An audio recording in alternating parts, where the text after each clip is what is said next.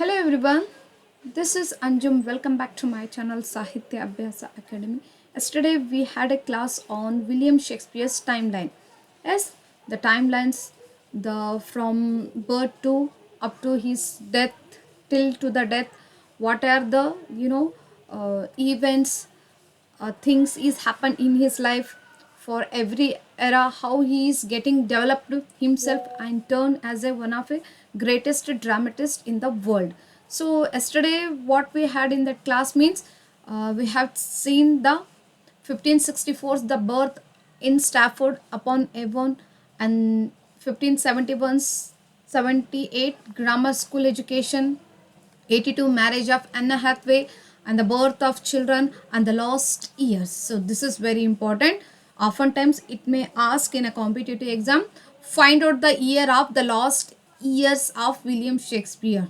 So they put some MCQs on years like 1585 to 1592. So today shall see the further part of this timeline of William Shakespeare from 1592 to first literary, 1592 to 1603. Let's see what has happened during these are the years. In 1592, it is the second part of this series about William Shakespeare's biography. So first literary reference in London. See what has happened here. During 1592 till to 1592 means hardly 7 years William Shakespeare has not been appeared in the in his life, means in the every era, means every year. So he is completely disappeared from the society, from the England, from that particular village called the Stafford Avon.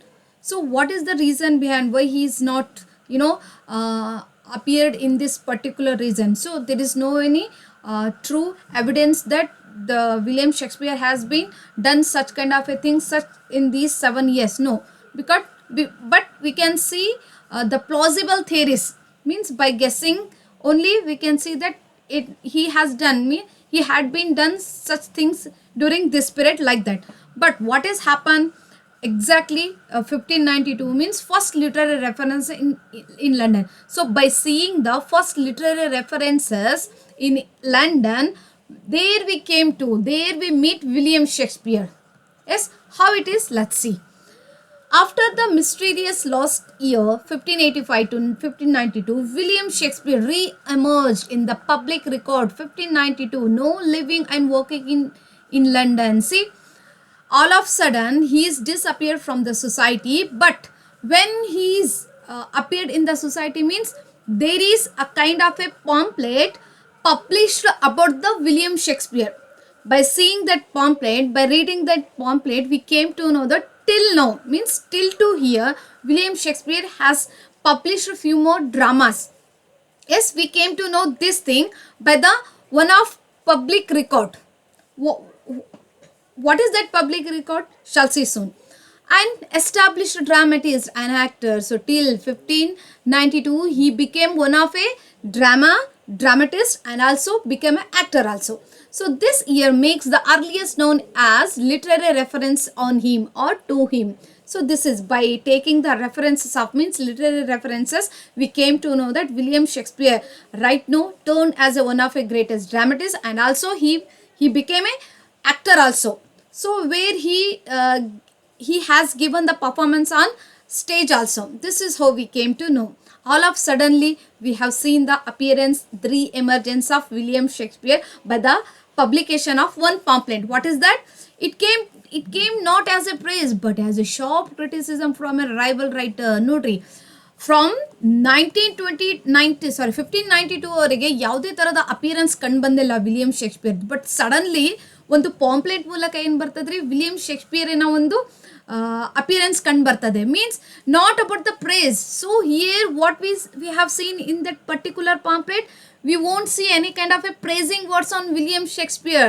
Instead that we have seen the sharp criticism. Yes. So here there is one person who has done a strong criticism on his writing, on his way of writing a style. What kind of a writing style? Who is that fellow? That is Robert Greene. Who is that? who is belong to the university wits. Yes, university wits ಅನ್ನೋದು ಒಂದು moment ಅನ್ನೋದು, ಒಂದು school ಅನ್ನೋದು ನಾವು ಸಾಹಿತ್ಯ ಲೋಕದಲ್ಲಿ study ಮಾಡ್ತೀವಿ. That is to ಎಲಿಜಬೆಥನ್ era ಅಂತ ಹೇಳ್ಬೋದು. So all of sudden whoever have studied who have completed their education from Oxford University, Cambridge University, those writers have not produced such a great work if we compare to the William Shakespeare's works. Getting my point? But this fellow, ಯಾರು William Shakespeare, ಕೆಲವಾರು ಕೃತಿಗಳನ್ನು, ಡ್ರಾಮಾಸ್ಗಳನ್ನು publish ಮಾಡಿದ ತಕ್ಷಣ somewhere he felt jealous. Who is that? Robert Greene. Because his youth has wasted so many, means his youth wasted in many ways. Instead, concentrate on publishing such a great work to the literary world.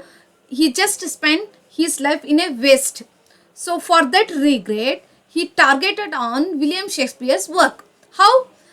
In which pamphlet? That is Robert Greene's pamphlet, which shows the criticism, that is the upstart crow incident. Upstart crow. See how he has put the statement on William Shakespeare. Upstart crow mean there is a crow, there is a crow, or the person like William Shakespeare has not studied from any kind of a Oxford or a Cambridge university.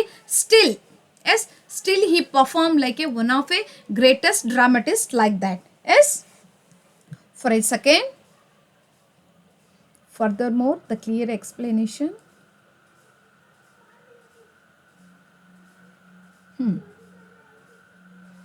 Next incident. In September 1592, a pamphlet titled, that is the groat's worth of a weight bought with a million of repentance, was published posthumously, written by the dramatist Robert Greene. So this is how the publication of that pamphlet name is groat's worth of wheat bought with a million of repentance.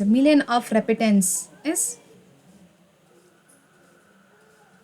Sorry for a moment.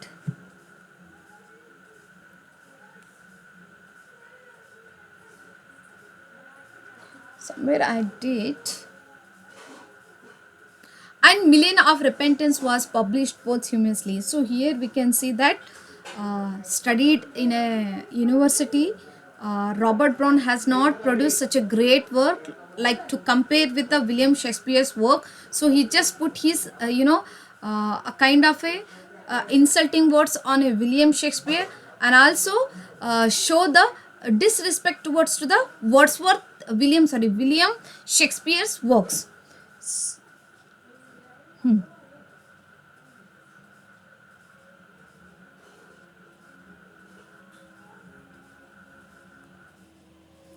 And was published posthumously after the death of Robert Greene. Like Million of Repentance was published posthumously, written by dramatist Robert Greene. So when he is young, when he is youth, when he has so much talent, during that time he has not published such a great work. So he felt somewhere the repentance. Why I should not use my talent like William Shakespeare has used through his works? So this is how we have seen the repentance. And in it, Greene warns fellow playwrights about an unnamed newcomer, referring to him the no famous insult. See, and he also wants to his other contemporary writers, dramatists like Lilly, Lodge, Greening. This is how, and Christopher Marlowe. He just warned them. See, just the newcomer writer has been appeared in this society. ಏನು recently ಆಗಿ ಹೊರ ಹೊಮ್ಮಿಂದಿರುವಂಥ ಒಬ್ಬ writer ಇದ್ದಾರೆ, ಒಬ್ಬ dramatist ಇದ್ದಾರೆ. ಯಾರು? William Shakespeare. ಕೇವಲ ಒಂದು ಸ್ಕೂಲ್ ಗ್ರಾಮರ್ ಎಜುಕೇಷನ್ ತಗೊಳ್ಳೋದ್ರ ಮೂಲಕ, then he is not studied any kind of, even he is not holder of ಡಿಗ್ರಿನೂ ತಗೊಂಡಿಲ್ಲ ಫ್ರಮ್ ಆಕ್ಸ್ಫರ್ಡ್ ಆರ್ ಕೇಂಬ್ರಿಡ್ಜ್ ಯೂನಿವರ್ಸಿಟಿಯಿಂದ. But still he became as one of a famous writer. This is how ಅಂತ ಹೇಳೋದ್ರ ಮೂಲಕ there is an abstract crow. ಅಲ್ಲಿ ಒಂದು ಪ್ರಕಾರದ animal ಕಂಡು ಬರ್ತಾ ಇದೆ, ಒಂದು ಬರ್ಡ್ ಆಗಿ ಕಂಡು ಬರ್ತಾ ಇದೆ. ಏನು? Beautified with our feathers. See, whatever he has written the work, that work is borrowed from, the main theme is borrowed from our works, by putting his own imagination and publish so many beautiful dramas like that. And with his tiger's heart wrapped a player's head, tiger's heart, having so much talent, knowledge, the way of a skillful person. But how he wrapped himself, just like a one of an actor who is going to showing the performance on a stage. And suppose he is as well able to bombast out of a blank verse as the best of you, only using the writing of a style that is what blank verse. ಕೇವಲ blank ವರ್ಸನ್ನು ಬಳಕೆ ಮಾಡೋದ್ರ ಮೂಲಕ ನಾವು ಬರೆಯಲ್ಪಟ್ಟಿರುವಂಥ ಕೃತಿಯ ಒಂದು major ಥೀಮ್ಸ್ಗಳನ್ನು ಬಾರೋ ಮಾಡ್ಕೊಂಡು ಮೂಲಕ ತನ್ನದೇ ಆದ ಒಂದು ಟ್ಯಾಲೆಂಟನ್ನು, ಇಟ್ ವಿಲ್ ಸ್ಕಿಲ್ಫುಲ್ ಇಮ್ಯಾಜಿನೇಷನ್, ಒಂದು ಪ್ರಕಾರದ ಟ್ಯಾಲೆಂಟ್ಸ್ಗಳನ್ನು ಬಳಕೆ ಮಾಡೋದ್ರ ಮೂಲಕ ಒಂದು ಪ್ರಸಿದ್ಧವಾಗಿರುವಂಥ ನಾಟಕಗಳನ್ನು ಬರಿತಾ ಇದ್ದಾನೆ. Just like a tiger's heart, having so much skilful talent kind of a person. But ತನ್ನಷ್ಟಕ್ಕೆ ತಾನು ಯಾವ ಥರ ರೆಪ್ರೆಸೆಂಟ್ ಮಾಡಿದ್ದಾನೆ, yes I have not done any kind of a great work, means his achievement is wrapped with just like a actor. ತಾನು ಬರೆಯಲ್ಪಟ್ಟಿರುವಂಥ ಕೃತಿಗಳನ್ನು ಅವನು ಏನು ಮಾಡ್ತಾ ಇದ್ದಾನ್ರಿ, ಜಸ್ಟ್ ಯಾರಿಗೂ ಅಪಿಯರೇಬಲ್ ಅಂದರೆ ಒಂದು ಶೋ ಆಫ್ ಆಗಿ ಅವ್ನು ತೋರಿಸ್ಕೊಂಡು ಬರ್ತಾ ಇಲ್ಲ. ಅವ್ನು just I am like a actor who is going to showing the performance on a stage ಅನ್ನೋದ್ರ ಮೂಲಕ ಏನು ಮಾಡ್ತಾ ಇದ್ದಾನೆ, ಪರ್ಫಾರ್ಮೆನ್ಸ್ ಕೊಡ್ತಾ ಇದ್ದಾನೆ. ಫೆದರ್ಸ್ ಮೀನ್ಸ್ ನಮ್ಮದೇ ಆದ ಒಂದು ಮೇಜರ್ ಥೀಮ್ಸ್ಗಳನ್ನು ಬಳಕೆ ಮಾಡೋದ್ರ ಮೂಲಕ ಅವನು ಏನು ಮಾಡ್ತಾ ಇದ್ದಾನೆ, ಕೃತಿಗಳನ್ನು ಬರೆದಿದ್ದಾನೆ. And also the line tiger's heart wrap in a player's hide is a mocking parody. ನೋಡ್ರಿ, ಒಂದು ಪ್ರಕಾರದ ಐರೋನಿ ಮಾಡ್ತಾ ಇರೋದು. Of line from Shakespeare's early history play written in Henry fourth part 3. See such words ಎಕ್ಸಾಮ್ನಲ್ಲಿ ಕೇಳ್ಬೋದು. ಏನು ಹೇಳ್ತಾ ಇದ್ದಾನೆ, Shakespeare's early history play, William Shakespeare historical ಪ್ಲೇಸ್ಗಳನ್ನು ಬರೆದಿದ್ದಾರೆ. ಅದರಲ್ಲಿ ಒಂದು ಲೈನ್ ಕಂಡು ಬರ್ತಾ ಇದೆ, a tiger's heart. How is heart? The brilliant, talented, most knowledgeable one, means never fear for writing anything, and that shows that I have a kind of a quality or a talent which no one has, who is taken from the degree from the Oxford or Cambridge ಅನ್ನೋ ಒಂದು ವಿಧಾನದಲ್ಲಿ ಒಂದು ಹಾರ್ಟನ್ನು ಪಡೆದಿದ್ದಾನೆ. Means bold writing, means it shows that I can write anything ಅನ್ನೋ ಒಂದು ಅಂಶದ ಆಧಾರದ ಮೇಲೆ ಬರೆಯಲ್ಪಟ್ಟಿರುವಂಥದ್ದು. Wrap in a woman's hide means ಅವನು ಯಾವ ಥರ ಹೈಡ್ ಆಗಿದ್ದಾನೆ, no one can easily identify his talent. Such a way he has produced the great works, great dramas ಅನ್ನೋದ್ರ ಮೂಲಕ ಈ ಒಂದು ಮೋಕಿಂಗ್ ಮಾಡಿದ್ದಾರೆ. ಯಾರೀ ಜಾರ್ಜ್ ಗ್ರೀನ್ ಅನ್ನೋರು ತಮ್ಮದೇ ಆದ ಒಂದು ಪಾಂಪ್ಲೆಟ್ದಲ್ಲಿ ಮೋಕ್ ಮಾಡಿದ್ದಾರೆ. ಸ್ಪೆಷಲಿ ವಿತ್ ದ ರೈಟಿಂಗ್ಸ್, ಅದು ಯಾರು ವಿಲಿಯಂ ಶೇಕ್ಸ್ಪಿಯರ್ ಅವ್ರು ಬರೆದಿರುವಂತಹ ವರ್ಡ್ಸ್ಗಳನ್ನು ಅವನ್ನ ಏನು ಮಾಡಿದ್ದಾರೆ, ಮೋಕ್ ಮಾಡಿದ್ದಾರೆ ಅಂತ ಹೇಳ್ಬೋದು. The tiger's Greene's attack is clearly William Shakespeare. ಯಾರು tiger's Greene is nothing but William Shakespeare, who is accused the upstart ಅಂದರೆ an uneducated actor trying to write the plays like a university train dramatist. ಹೇಳಿಲ್ಲ, upstart ಅಂದರೆ recently without taking any degree, but he has tried to write such a work dramas. But ಅವೇನಾಗಿದ್ದಾವ್ರಿ, ಬಹಳಷ್ಟು ಪ್ರಸಿದ್ಧತೆ ಪಡೆದಿರುವಂಥ drama ಆಗಿದ್ದಾರೆ. But is uneducated ನಿಮ್ಮ ಹಾಗೆ means ಒಂದು ಯೂನಿವರ್ಸಿಟಿಯಲ್ಲಿ ಪಡೆದುಕೊಂಡಿರುವಂಥ ಎಜುಕೇಷನ್ ಪಡ್ಕೊಂಡಿಲ್ಲ, ಬಟ್ ಏನಾಗಿದ್ದಾರೆ, ಅನ್ಎಜುಕೇಟೆಡ್ ಆಗಿದ್ದಾನೆ. But with the way he represented the dramas such a equal or higher than the university wits dramas ಅಂತ ಹೇಳ್ಬೋದು.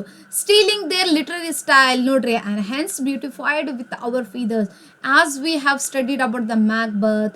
ಕೆಲವಾರು ಟ್ರಾಜಿಡೀಸ್ಗಳನ್ನು, ಮೇನ್ ಥೀಮ್ಸ್ಗಳನ್ನು ಅವ್ರು ಏನು ಮಾಡಿದ್ದಾರೆ, ಯೂನಿವರ್ಸಿಟಿ ವಿಟ್ಸ್ ಅನ್ನೋ ಕೃತಿಗಳು ಏನು ಪಬ್ಲಿಷ್ ಆಗಿದ್ದಾವೆ ಲೈಕ್ ಡ್ರಾಮಾಸ್ಗಳು, ಅದರಿಂದ ಅವರು ಬಾರೋ ಮಾಡ್ಕೊಳ್ಳೋದಾಯಿತು ಅಥವಾ ಒಂದು ಥೀಮನ್ನು ಸೆಲೆಕ್ಟ್ ಮಾಡ್ಕೊಳ್ಳೋದಾಯಿತು. ಅದೇ ಒಂದು ಥೀಮನ್ನು ಸೆಲೆಕ್ಟ್ ಮಾಡ್ಕೊಳ್ಳೋದ್ರ ಮೂಲಕ ಏನು ಮಾಡಿದ್ರೆ ಕೃತಿಗಳನ್ನು ಬರೆದಿದ್ದಾರೆ ಅಂತ ಹೇಳ್ಬೋದು. ಡಾಕ್ಟರ್ ಫಾಸ್ಟರ್ಸ್ ಅನ್ನೋದು ಒಂದು ಕ್ರಿಸ್ಟೋಫರ್ ಮಾರ್ಲೋ ಅವರು ಬರೆದಿರುವಂಥ ಕೃತಿ ಇದೆ. ಅದರಲ್ಲಿ ನಾಲೆಜಿನ ಬಳಕೆ ಯಾವ ಥರ ಮಿಸ್ಯೂಸ್ ಮಾಡಲಾಗಿದೆ, ಯಾವ ಥರ ಒಂದು ಸೋಲ್ ಸಬ್ಮಿಷನ್ ಮಾಡಲಾಗಿದೆ, ಆ್ಯಂಡ್ ಆ ಸೋಲ್ ಏನಾಗ್ತದೆ ರೀ, ಎವಿಲ್ ಆಗಿ ಟರ್ನ್ ಆಗ್ತದೆ. ಸಚ್ ಥಿಂಗ್ ಇಲ್ಲಿ ಒಂದು ಅಂಶ ಯಾವ ಥರ ಸೂಪರ್ ನ್ಯಾಚುರಲ್ ಎಲಿಮೆಂಟ್ ಯಾವ ಥರ ಬಳಕೆ ಮಾಡಿದ್ದು ಒಂದು ಥೀಮ್ ಇದೆಯಲ್ಲ, ಅದೇ ಥೀಮನ್ನು ಆಧಾರವಾಗಿ ಇಟ್ಕೊಂಡು ತಾನು ಬರೆದಿರುವಂತಹ ಡ್ರಾಮಾಸ್ಗಳಲ್ಲಿ ಏನು ಮಾಡ್ತಾನೆ ರೆಪ್ರೆಸೆಂಟ್ ಮಾಡ್ತಾ ಇದ್ದಾನೆ ಅಂತ ಹೇಳ್ಬೋದು. This is how here the directly who am I right? Who is that person? Robert Greene directly attacked on William Shakespeare's writing style. Openly he said that he has stolen our themes, our literary style, and simply he just represent in a blank verse, unrhymed way ಅಂತ ಹೇಳಲಾಗ್ತದೆ.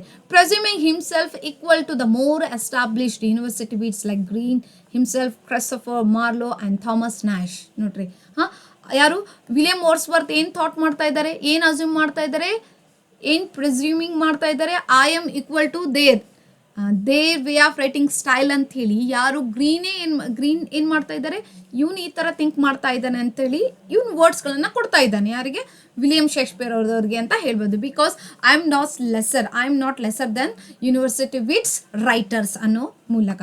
So this reference is critically important for several reasons. ಒಂದು ಹೇಳಬೇಕಾದ್ರೆ Shakespeare was already well known enough to 1592 to be the enwaved and attacked. ನೋಡ್ರಿ, till to 1592 he has produced so many dramas and also performed in the stage as an actor.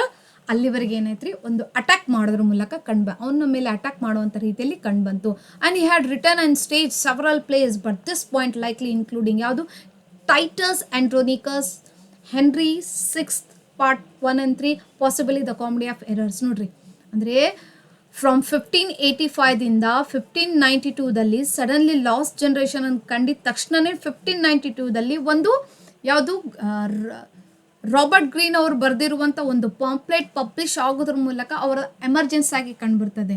ಅಲ್ಲಿವರೆಗೆ ಇವರು ಏನು ಮಾಡಿದ್ದಾರೆ, ಭಾಳಷ್ಟು ಕೃತಿಗಳನ್ನು ಡ್ರಾಮಾಸ್ಗಳನ್ನು ಬರೆಯೋದ್ರ ಮೂಲಕ ಏನಾಗಿದ್ದಾರೆ, ರೀಎಮರ್ಜ್ ಆಗಿದ್ದು ಐಡೆಂಟಿಫೈ ಆಗಿರುವಂಥದ್ದು ಅಂಶ ಕಂಡುಬರ್ತದೆ ಅಂತ ಹೇಳ್ಬೋದು. And he was seen as a threat to the more traditional educated playwrights because of his natural talent and popular success. Very nice. ನೋಡ್ರಿ, he was seen as a threat, ಒಂದು ಪ್ರಕಾರದ ಹೆದರಿಕೆಯನ್ನು ಉಂಟು ಮಾಡುವಂತಹ ಯಾರಿಗೆ ರೀ, university wits sorry means he is coming from the very lower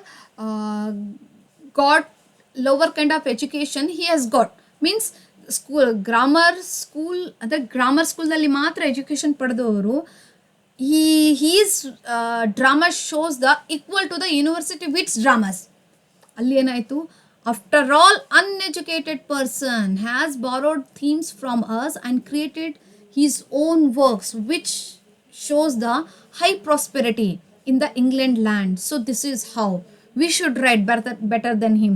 If we have not written means we don't have our own respect in this world, in this England, in this society ಅನ್ನೋದು ಒಂದು ಬೆದರಿಕೆ, ಒಂದು ಅಫ್ರೆಡ್ನೆಸ್ ಏನಾಗ್ತಿತ್ತು ಅವನ ಬರವಣಿಗೆಯಿಂದ reflect ಆಗ್ತಾ ಇತ್ತು ಅಂತ ಹೇಳಿದ್ರು. whoever read the works of William Shakespeare, oftentimes I use Wordsworth, sorry for that, William Shakespeare ನಾವು ಒಂದು ಕೃತಿಗಳು ಓದಿದ ನಂತರ ಅವ್ರಿಗೆ ಏನು ಫೀಲ್ ಆಗ್ತಿತ್ತು, ಆಫ್ಟರ್ ಆಲ್ ಅನ್ಎಜುಕೇಟೆಡ್ ಆಗಿರುವಂಥದ್ದು ಮೀನ್ಸ್ ಯಾವುದೇ ಥರದ ಒಂದು ಆಕ್ಸ್ಫರ್ಡ್ ಕೇಂಬ್ರಿಡ್ಜಿನ BA ಅಥವಾ ಮಾಸ್ಟರ್ ಡಿಗ್ರಿ ಪಳ್ಳಾರ್ದು ಇಷ್ಟೊಂದು ಕೃತಿಗಳನ್ನು ಬರೆದಿದ್ದಾರೆ ಅಂದರೆ what is the being in this society of our self ಅನ್ನೋದೊಂದು ಫೀಲಿಂಗ್ ಅನ್ನು ಮಾಡ್ತಾ ಇದ್ರಿ ಯೂನಿವರ್ಸಿಟಿ ವಿಟ್ಸ್ ಆಯಿತು ಅಥವಾ ಅದರ್ ಎಜುಕೇಟೆಡ್ ಪರ್ಸನ್ ಅಂತ ಹೇಳ್ಬೋದು. So apology and acknowledgement after what happens, Robert green ಅವರು ಬರೆದಿರುವಂಥ ಒಂದು ಪಾಂಪ್ಲೆಟ್ ನಂತರ 1593ಯಲ್ಲಿ ಒಂದು ಅಪಾಲಜಿ ಅನ್ನೋದು ಕಂಡುಬಂತು. ಪಾಂಪ್ಲೆಟ್ ಯಾವ ಥರ, after Greene's death the publisher of the pamphlet Henry Chettle issued a public apology in another pamphlet that seems directed to Shakespeare. ನೋಡ್ರಿ, Shakespeare till now became one of a great writer, greatest dramatist in England. ಆ ಥರದ ಒಂದು ಹೀಯಾಳಿಕೆಯಾತ್ಮಕವಾಗಿ ವರ್ಡ್ಸ್ಗಳನ್ನು ಬರೆದಿದ ತಕ್ಷಣ ಅಲ್ಲಿ ಏನಾಯ್ತು ರೀ, ಒಂದು public response ಅನ್ನೋದು ಕಂಡು ಬರ್ತಾ ಇತ್ತು. ಯಾರಿಗ ಮೇಲೆ, the Greene should not write such kind of a thing, better to make apology ಅನ್ನೋದು. ಬಿಕಾಸ್ ಹೇಳಬೇಕಾದ್ರೆ ರಾಬರ್ಟ್ ಗ್ರೀನೆಯ ಒಂದು ಪಾಂಪ್ಲೆಟನ್ನು ಪಬ್ಲಿಷ್ ಮಾಡಿದವರು ಯಾರು, ಹೆನ್ರಿ ಚಾಟಲ್ ಅಂತ ಹೇಳ್ಬೋದು. ಅವ್ರಿಗೆ ಒಂದು ಅಪಾಲಜಿ ಲೆಟರ್ ಒಂದು ಪಬ್ಲಿಕ್ಕಿಂದ ಸಿಗಲಾಗ್ತದೆ. ಏನು, you should apologise to William Shakespeare because of course he has turned as a greatest dramatist, then you don't have a right to make criticism on him ಅನ್ನೋದ್ರ ಮೂಲಕ ಒಂದು ಪಬ್ಲಿಕ್ ಅಪಾಲಜಿ ಅನ್ನೋದು, notice ಅನ್ನೋದು ಅವನಿಗೆ ಕಂಡು ಬರ್ತಾ ಇತ್ತು. ಹಿ ಪ್ರೇಸ್ ಶೇಕ್ಸ್ಪಿಯರ್ ಸಿವಿಲ್, ಅದರ ಮೂಲಕ ಅವನು ಅಪಾಲಜಿನ ಏನು ಮಾಡ್ತಾನೆ, ಎಕ್ಸೆಪ್ಟ್ ಮಾಡ್ಕೊಳ್ಳೋದ್ರ ಮೂಲಕ ಏನು ಮಾಡ್ತಾನೆ, he praise who is that Henry Chettle Shakespeare civil demeanour has his integrity and uprightness of dealing ಅನ್ನೋದು ಅಂಶ ನಮಗೆ ಕಂಡು ಬರ್ತದೆ ಅಂತ ಹೇಳ್ಬೋದು. ಓಕೆನಾ, I think I have miss something. Okay fine. ನೋಡ್ರಿ, ನೆಕ್ಸ್ಟ್ ಏನು ಕಂಡು ಬರ್ತದೆ ಅಂತ ಹೇಳಿದರೆ, wait a second. Civil demeanour integrity and uprightness of dealing. ಹೇಳಬೇಕಾದ್ರೆ ಒಂದು ಪೊಲೈಟ್ ಆಯಿತು, ರೆಸ್ಪೆಕ್ಟ್ಫುಲ್ ಆಗಿತ್ತು, ಒಂದು ರೆಸ್ಪೆಕ್ಟ್ಫುಲ್ ಬಿಹೇವಿಯರ್ ಆಯಿತು, ಪೊಲೈಟ್ ಬಿಹೇವಿಯರ್ ಆಯಿತು, ಇಂಟಿಗ್ರಿಟಿ ಅಂತ ಹೇಳಿದ್ರೆ ಹಾನೆಸ್ಟ್ ರಿಪ್ಲೈ ಕೊಡುವಂಥದ್ದಾಯಿತು, ಮಾರಲಿ ಅಪ್ರೈಟನ್ನು ಕೊಡುವಂಥದ್ದಾಯಿತು. ಓಕೆನಾ. ನೆಕ್ಸ್ಟ್ ಹಾನೆಸ್ಟಿ ಮತ್ತು ಫೇರ್ನೆಸ್, ಈ 3 ಅಂಶಗಳನ್ನು ಆಧಾರದ ಮೇಲೆ ಅವನೇನು ಮಾಡ್ತಾನೆ, ವಿಲಿಯಂ ಶೇಕ್ಸ್ಪಿಯರಿನ ಈ 3 ಅಂಶಗಳನ್ನು ನೋಡಿ ಅದನ್ನು ಏನು ಮಾಡ್ತಾನೆ, ಪ್ರೈಸ್ ಮಾಡ್ತಾನೆ ಅಂತ ಹೇಳ್ಬೋದು. No he is not a abstract crow, instead that he is a one of a talent person somewhat, ಈ ಥರ ಅನ್ನೋದು ಹೇಳೋ ಮೂಲಕ ಕಂಡುಬರ್ತದೆ. So this indirectly confirm that William Shakespeare was the target of Greene's insult and that he had already gain a positive reputation among the peers. Very nice ನೋಡ್ರಿ. Peers ಅಂತ ಹೇಳಿದರೆ status, ability or rank ನೋಡ್ರಿ. ಇವಾಗ so if someone is going under criticism means that's clearly representation is that he is getting success day by day. ಯಾರಾದರೂ ಕ್ರಿಟಿಸಿಸಮ್ಗೆ ಒಳಗಾಗ್ತಾ ಇದ್ದಾರೆ ಅಂತ ಹೇಳಿದರೆ ಅವನ ಒಂದು ಪ್ರಸಿದ್ಧತೆ ಇಂಪ್ರೂವ್ಮೆಂಟ್ ಆಗ್ತಾ ಇದೆ ಅಂತ ಅರ್ಥ ಆಗ್ತದೆ. ಜಸ್ಟ್ ಲೈಕ್ ವಿಲಿಯಂ ಶೇಕ್ಸ್ಪಿಯರಿಗೆ ಬರೆದಿರಲ್ಪಟ್ಟಿರುವಂಥ ಒಂದು ಕೃತಿಗಳು ಬಹಳಷ್ಟು ಏನಿದ್ದೀರಿ ಒಂದು ಎಫೆಕ್ಟಿವ್ನೆಸ್ ಅನ್ನೋದು ಅಂಶ ಕಂಡುಬರ್ತಾ ಇತ್ತು. ಓಕೆನಾ. ಅದನ್ನು ಇಂಡೈರೆಕ್ಟ್ಲಿ ಕನ್ಫರ್ಮ್ ಏನು, William Shakespeare target of Greene's insult and he had already gain a positive reputation. ಅಷ್ಟೊತ್ತಿಗೆ ಅವ್ರು ಡೈರೆಕ್ಟಾಗಿ ಈ ಥರ ಅಂದರೆ ರಾಬರ್ಟ್ ಗ್ರೀನ್ ಏನು ಕ್ರಿಟಿಸಿಸಮ್ ಮಾಡಿದ್ರಲ್ಲ, ಅಲ್ಲಿವರೆಗೆ ಒಂದು ಪಾಸಿಟಿವ್ ಥಾಟು ಸೊಸೈಟಿಯಿಂದ ವಿಲಿಯಂ ಶೇಕ್ಸ್ಪಿಯರ್ ಮೇಲೆ ಬರಲಾಗಿತ್ತು ಅಂತ ಹೇಳ್ಬೋದು. So Shakespeare in London by 1592 ನೋಡ್ರಿ. 1592 ಲಾಸ್ಟ್ ಜನ್ರೇಷನ್ದಲ್ಲಿ ಯಾವ ಥರ ತಮ್ಮಷ್ಟು ತಾವು ರೆಪ್ರೆಸೆಂಟ್ ಮಾಡಿದ್ದಾರೆ ಅಂತ ಹೇಳ್ಬೋದು. And by this time Shakespeare was clearly living and working in London away from the Stratfords. ಸ್ಟ್ರಾಟ್ಫೋರ್ಡ್ದಿಂದ ಅವ್ರು ಏನು ಮಾಡಿದ್ರು, ಲಂಡನ್ಗೆ ಬಂದರು. ಲಂಡನ್ಗೆ ಬರಬೇಕಾದ್ರೆ ಕೆಲವಾರು ಪ್ಲಾಸಿಬಲ್ ಥಿಯರೀಸ್ಗಳನ್ನು ನಾವು ಸ್ಟಡಿ ಮಾಡಿದ್ವಿ.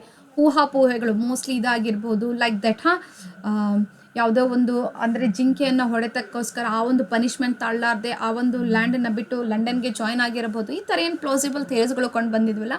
ಸೊ ಫೈನಲಿ ಆಗಿ ಲಂಡನ್ದಲ್ಲಿ ಉಳ್ಕೊಳ್ಳಿಕ್ಕೆ ಸ್ಟಾರ್ಟ್ ಮಾಡಿದ್ರು. He was involved with the theatre scene. When he entered into London, first he joined into theatre. Likely connected to the companies such as the Pembroke Man and the Lord Chamberlain. Pembroke Man ಅಂತ ಹೇಳಬೇಕಾದ್ರೆ a Nobel title in England. ಓಕೆನಾ.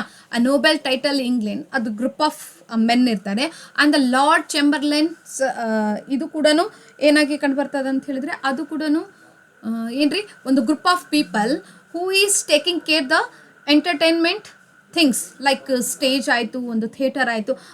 ಅದೊಂದು Nobel work ರೀ ಇದು. ಯಾವುದು ಒಂದು ಸ್ಟೇಜನ್ನು taking care ಮಾಡ್ಕೊಳ್ಳೋವಂಥದ್ದಾಯಿತು, ಒಂದು official ಯಾವುದಾದ್ರೂ ವರ್ಕನ್ನು ನೋಡ್ಕೊಂಡು ಹೋಗುವಂಥದ್ದು ಜವಾಬ್ದಾರಿಗೆ ಒಂದು ಲಾರ್ಡ್ ಚೆಂಬರ್ಲೈನ್ಸ್ ಅಂತ ಹೇಳ್ಬೋದು. ಮೀನ್ಸ್ ಆ ಗ್ರೂಪ್ ಆಫ್ ಮೆನ್ ಆಯಿತು. ಇದು ಕೂಡ ನೋಬೆಲ್ ರ್ಯಾಂಕ್ ಆಗಿ ಹೊಂದಿರುವಂಥದ್ದು ಜಾಬ್ ಆಯಿತು. ಅವೆಲ್ಲ ಇಬ್ಬರು ಮೀನ್ಸ್ ಅವೇ ಗ್ರೂಪ್ ಆಫ್ ದೋಸ್ ಪೀಪಲ್ ಅಂದರೆ Pembroke men and the lord ಚೆಂಬರ್ಸ್ಮೆನ್ದಲ್ಲಿ ಇವರೇನಾದರೂ ಆ್ಯಸ್ ಎ ಥಿಯೇಟರ್ದಲ್ಲಿ ಜಾಯ್ನ್ ಆದರು ಅಂತ ಹೇಳ್ಬೋದು. And he was writing plays. ಅಲ್ಲಿ ಏನು ಮಾಡಿದ್ರು, ಆ ಪರ್ಫಾರ್ಮೆನ್ಸ್ ಕೊಡ್ತಾ ಬೀಯಿಂಗ್ ಆ್ಯಕ್ಟರ್ ಪರ್ಫಾರ್ಮೆನ್ಸ್ ಮಾಡ್ತಾ suddenly he got a kind of a idea that why I should not write dramas somewhat. He has read so many works from university wits dramas. By reading those dramas, he got a kind of a idea to make it in his works ಅನ್ನೋದು ಅಂಶ ಕಂಡುಬರ್ತದೆ. ಗಜ್ನಿ ಒಂದು movie ಬಂದಿದೆ ನೋಡ್ರಿ, Gajni movie. ಓಕೆನಾ. ತೆಲುಗುದಲ್ಲಿ ಇರುವಂಥದ್ದು Gajni movie. Next Hindi film ಇಂಡಸ್ಟ್ರಿಯಲ್ಲಿ ಆಮಿರ್ ಖಾನ್ ಅವರು ರೀಕ್ರಿಯೇಟ್ ಮಾಡಿರುವಂಥ ಗಜ್ನಿ ಮೂವಿಲೇ ಭಾಳಷ್ಟು ವ್ಯತ್ಯಾಸ ಇದೆ. Why I am putting this example means, if once you read about any kind of a work, with reading that work you got a kind of a ideas. With holding that ideas only you can create another kind of a story. This is what done by William Shakespeare ಅಂತ ಹೇಳ್ಬೋದು. And next competitive world. next ನೋಡ್ರಿ, and beginning to build his reputation and a network in a competitive world of Elizabethan drama ನೋಡ್ರಿ. ಅಲ್ಲಿವರೆಗೂ ತಮ್ಮದೇ ಆದ ಒಂದು reputation ಆಯಿತು, status ಆಯಿತು, ಸ್ಟ್ಯಾಂಡರ್ಡ್ ಆಯಿತು. ಆಲ್ಮೋಸ್ಟ್ ಏನು ಮಾಡಿದ್ರು, ಒಂದು ಬಿಲ್ಡಪ್ ಮಾಡಿದ್ರು. And he stayed as a one of a competitors to the university wits or a who got the higher education ಅಂತ ಹೇಳ್ಬೋದು. So what happens in next 1593 to 94 the plague years and the publication of his first poems. ನೋಡ್ರಿ, ಈ ಒಂದು ಏರಾದಲ್ಲಿ ಈ ಒಂದು during this ಟೈಮಲ್ಲಿ ನಾವೇನು ಕಾಣ್ತೀವಿ ರೀ, ಒಂದು ಪ್ಲೇಗ್ ಇಯರ್ಸಿನ ಒಂದು ಅಪಿಯರೆನ್ಸ್ ಕಾಣ್ತೀವಿ. ಅಂದರೆ ಒಂದು ಪ್ಲೇಗ್ ಅನ್ನೋ ಒಂದು ಮಹಾಮಾರಿ ಒಂದು ರೋಗದ ಒಂದು ಇನ್ಫ್ಲುಯೆನ್ಸ್ ಆಗಿತ್ತು ಅಂತ ಹೇಳ್ಬೋದು. ಅದರಿಂದ ಅವರು ಕೆಲವಾರು ಕೃತಿಗಳನ್ನು ಪಬ್ಲಿಕೇಶನ್ ಯಾವ ಥರ ಮಾಡಲಾಯಿತು, ಎಸ್ಪೆಷಲಿ ಆ poems. The years 1593 to 94 were marked by a major plague outbreaks. Yes, in London. ಲಂಡನ್ದಲ್ಲಿ ಅಚಾನಕ್ಕಾಗಿ ಒಂದು ಪ್ಲೇಗ್ ಹರಡಿತು, which led to the closure of all public theatre for the extended period. See what happens for this effect. ಏನು ಥಿಯೇಟರ್ಸ್ಗಳು ಕಂಡು ಬಂದಿವೆಲ್ಲ ಅವೆಲ್ಲ close ಮಾಡಲಾಯಿತು. S, ಅದೊಂದು ಸಾಂಕ್ರಾಮಿಕ ರೋಗ, ಒಬ್ಬರಿಂದ ಒಬ್ಬರಿಗೆ ಹರಡುವಂಥದ್ದು ಪ್ಲೇಗ್ ಅನ್ನೋದು. ಇವಾಗ ಥಿಯೇಟರ್ದಲ್ಲಿ ಹೋಗ್ತಾ ಇದ್ದೀವಿ ಅಂತ ಹೇಳಿದ್ರೆ ಅಲ್ಲಿ ಥಿಯೇಟರ್ದಲ್ಲಿ ಎಲ್ಲರೂ ಲೈನ್ ಹಾಕಿ ಕೂತ್ಕೊಂಡಿದೆ ಅಂದ್ರೆ ಒಬ್ಬರೊಬ್ಬರಿಗೆ ಹರಡುವಂಥದ್ದು. ಅದಕ್ಕೆ ಅದರ ಒಂದು ರೀಸನ್ ಐತ್ರಿ, ಥಿಯೇಟರ್ಸ್ ಎಲ್ಲ ಕ್ಲೋಸ್ ಮಾಡಲಾಗಿತ್ತು. ಆ್ಯಂಡ್ ಫಾರ್ ದಟ್ ಟೈಮ್ ಅವ್ರು ಏನು ಮಾಡಿದ್ರು, ಪೋಯಮ್ಸ್ಗಳನ್ನು ಬರೆದ್ರು. ಸೊ ಅದೇ ಹೇಳ್ತಾನೆ ನೋಡ್ರಿ. And Shakespeare, for he had recently emerge as a dramatist, this was both challenge and an opportunity. ರೀಸೆಂಟಾಗಿ ಒಂದು ಡ್ರಾಮಟಿಸ್ಟ್ ಅಂತ ಹೊರಹೊಮ್ಮಿದ ನಂತರ, ಆಸ್ ಎ ಆ್ಯಕ್ಟರ್ ಆಗಿ ಒಂದು ಅಪಿಯರ್ಡ್ ಆದ ನಂತರ ಅವರಿಗೆ ಇನ್ನೊಂದು ಆಪರ್ಚುನಿಟಿ, ಒಂದು ಚಾಲೆಂಜಿಂಗ್ ಅಂಶ ಸಿಕ್ತು. ಏನು? With the stage temporarily shut, he turned his attention to narrative poetry, very nice, and patronage and publication. Patronage, supporter, publication rather than the performance. ಈ ಪರ್ಫಾರ್ಮೆನ್ಸ್ ಮಾಡೋದಕ್ಕಿಂತ ಅವರಿಗೆ ಒಂದು ಸಪೋರ್ಟ್ನೆಸ್ ಸಿಕ್ತು. ಯಾವ ವಿಷಯದ ಬಗ್ಗೆ? ಒಂದು ಪೋಯಮ್ಸ್ ಬರೀಲಿಕ್ಕೆ, ನರೇಟಿವ್ ಪೋಯಮ್ಸ್ ಬರೀಲಿಕ್ಕೆ ಒಂದು ಹೆಲ್ಪ್ ಆಯಿತು. ಇದರಿಂದ ಅವರು ಸುಮಾರು 5 ಪೋಯಮ್ಸ್, 154 ಸಾನೆಟ್ಸ್ಗಳನ್ನು ಡ್ಯೂರಿಂಗ್ ದಿಸ್ ಪೀರಿಯಡ್ದಲ್ಲಿ ಬರೆಯಲ್ಪಟ್ಟಿದ್ದಾರೆ ಅಂತ ಹೇಳ್ಬೋದು. ಹಾಗಾದರೆ the plague, the influence of plague made to close the theatre ಅಂತ ಹೇಳ್ಬೋದು. ವಾಟಪ್ಪ next? A devastating ಬೊಂಬಾನಿಕ್,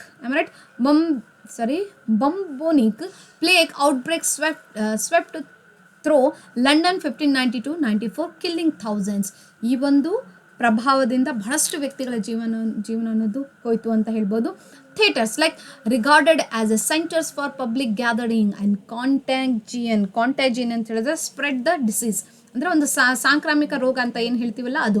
were officially closed by the authorities from June 1592 to around 1594. ಅಂದರೆ ಅಪ್ ಟು 2 ಇಯರ್ಸ್ವರೆಗೆ ಏನಾಯ್ತು ರೀ, ಈ ಥಿಯೇಟರ್ಸ್ ಎಲ್ಲ ಕ್ಲೋಸ್ ಮಾಡಲಾಗಿತ್ತು. ಬಿಕಾಸ್ ಅದು ಬುಬ್ಯಾನಿಕ್, ಬುಬ್ಯಾನಿಕ್ ಅನ್ನೋದು ಒಂದು ಪ್ಲೇಗ್ ಇನ್ನು ಕಂಡು ಬರ್ತಾ ಇದೆಯಲ್ಲ, ಅದು ಡೇ ಬೈ ಡೇ ಸ್ಪ್ರೆಡ್ ಆಗ್ತಾ ಇತ್ತು. ಬಹಳಷ್ಟು ಜನರುಗಳು ಸಾಯ್ತಾ ಇದ್ರು ಆ ಮೂಮೆಂಟಲ್ಲಿ ಅಂತ ಹೇಳ್ಬೋದು.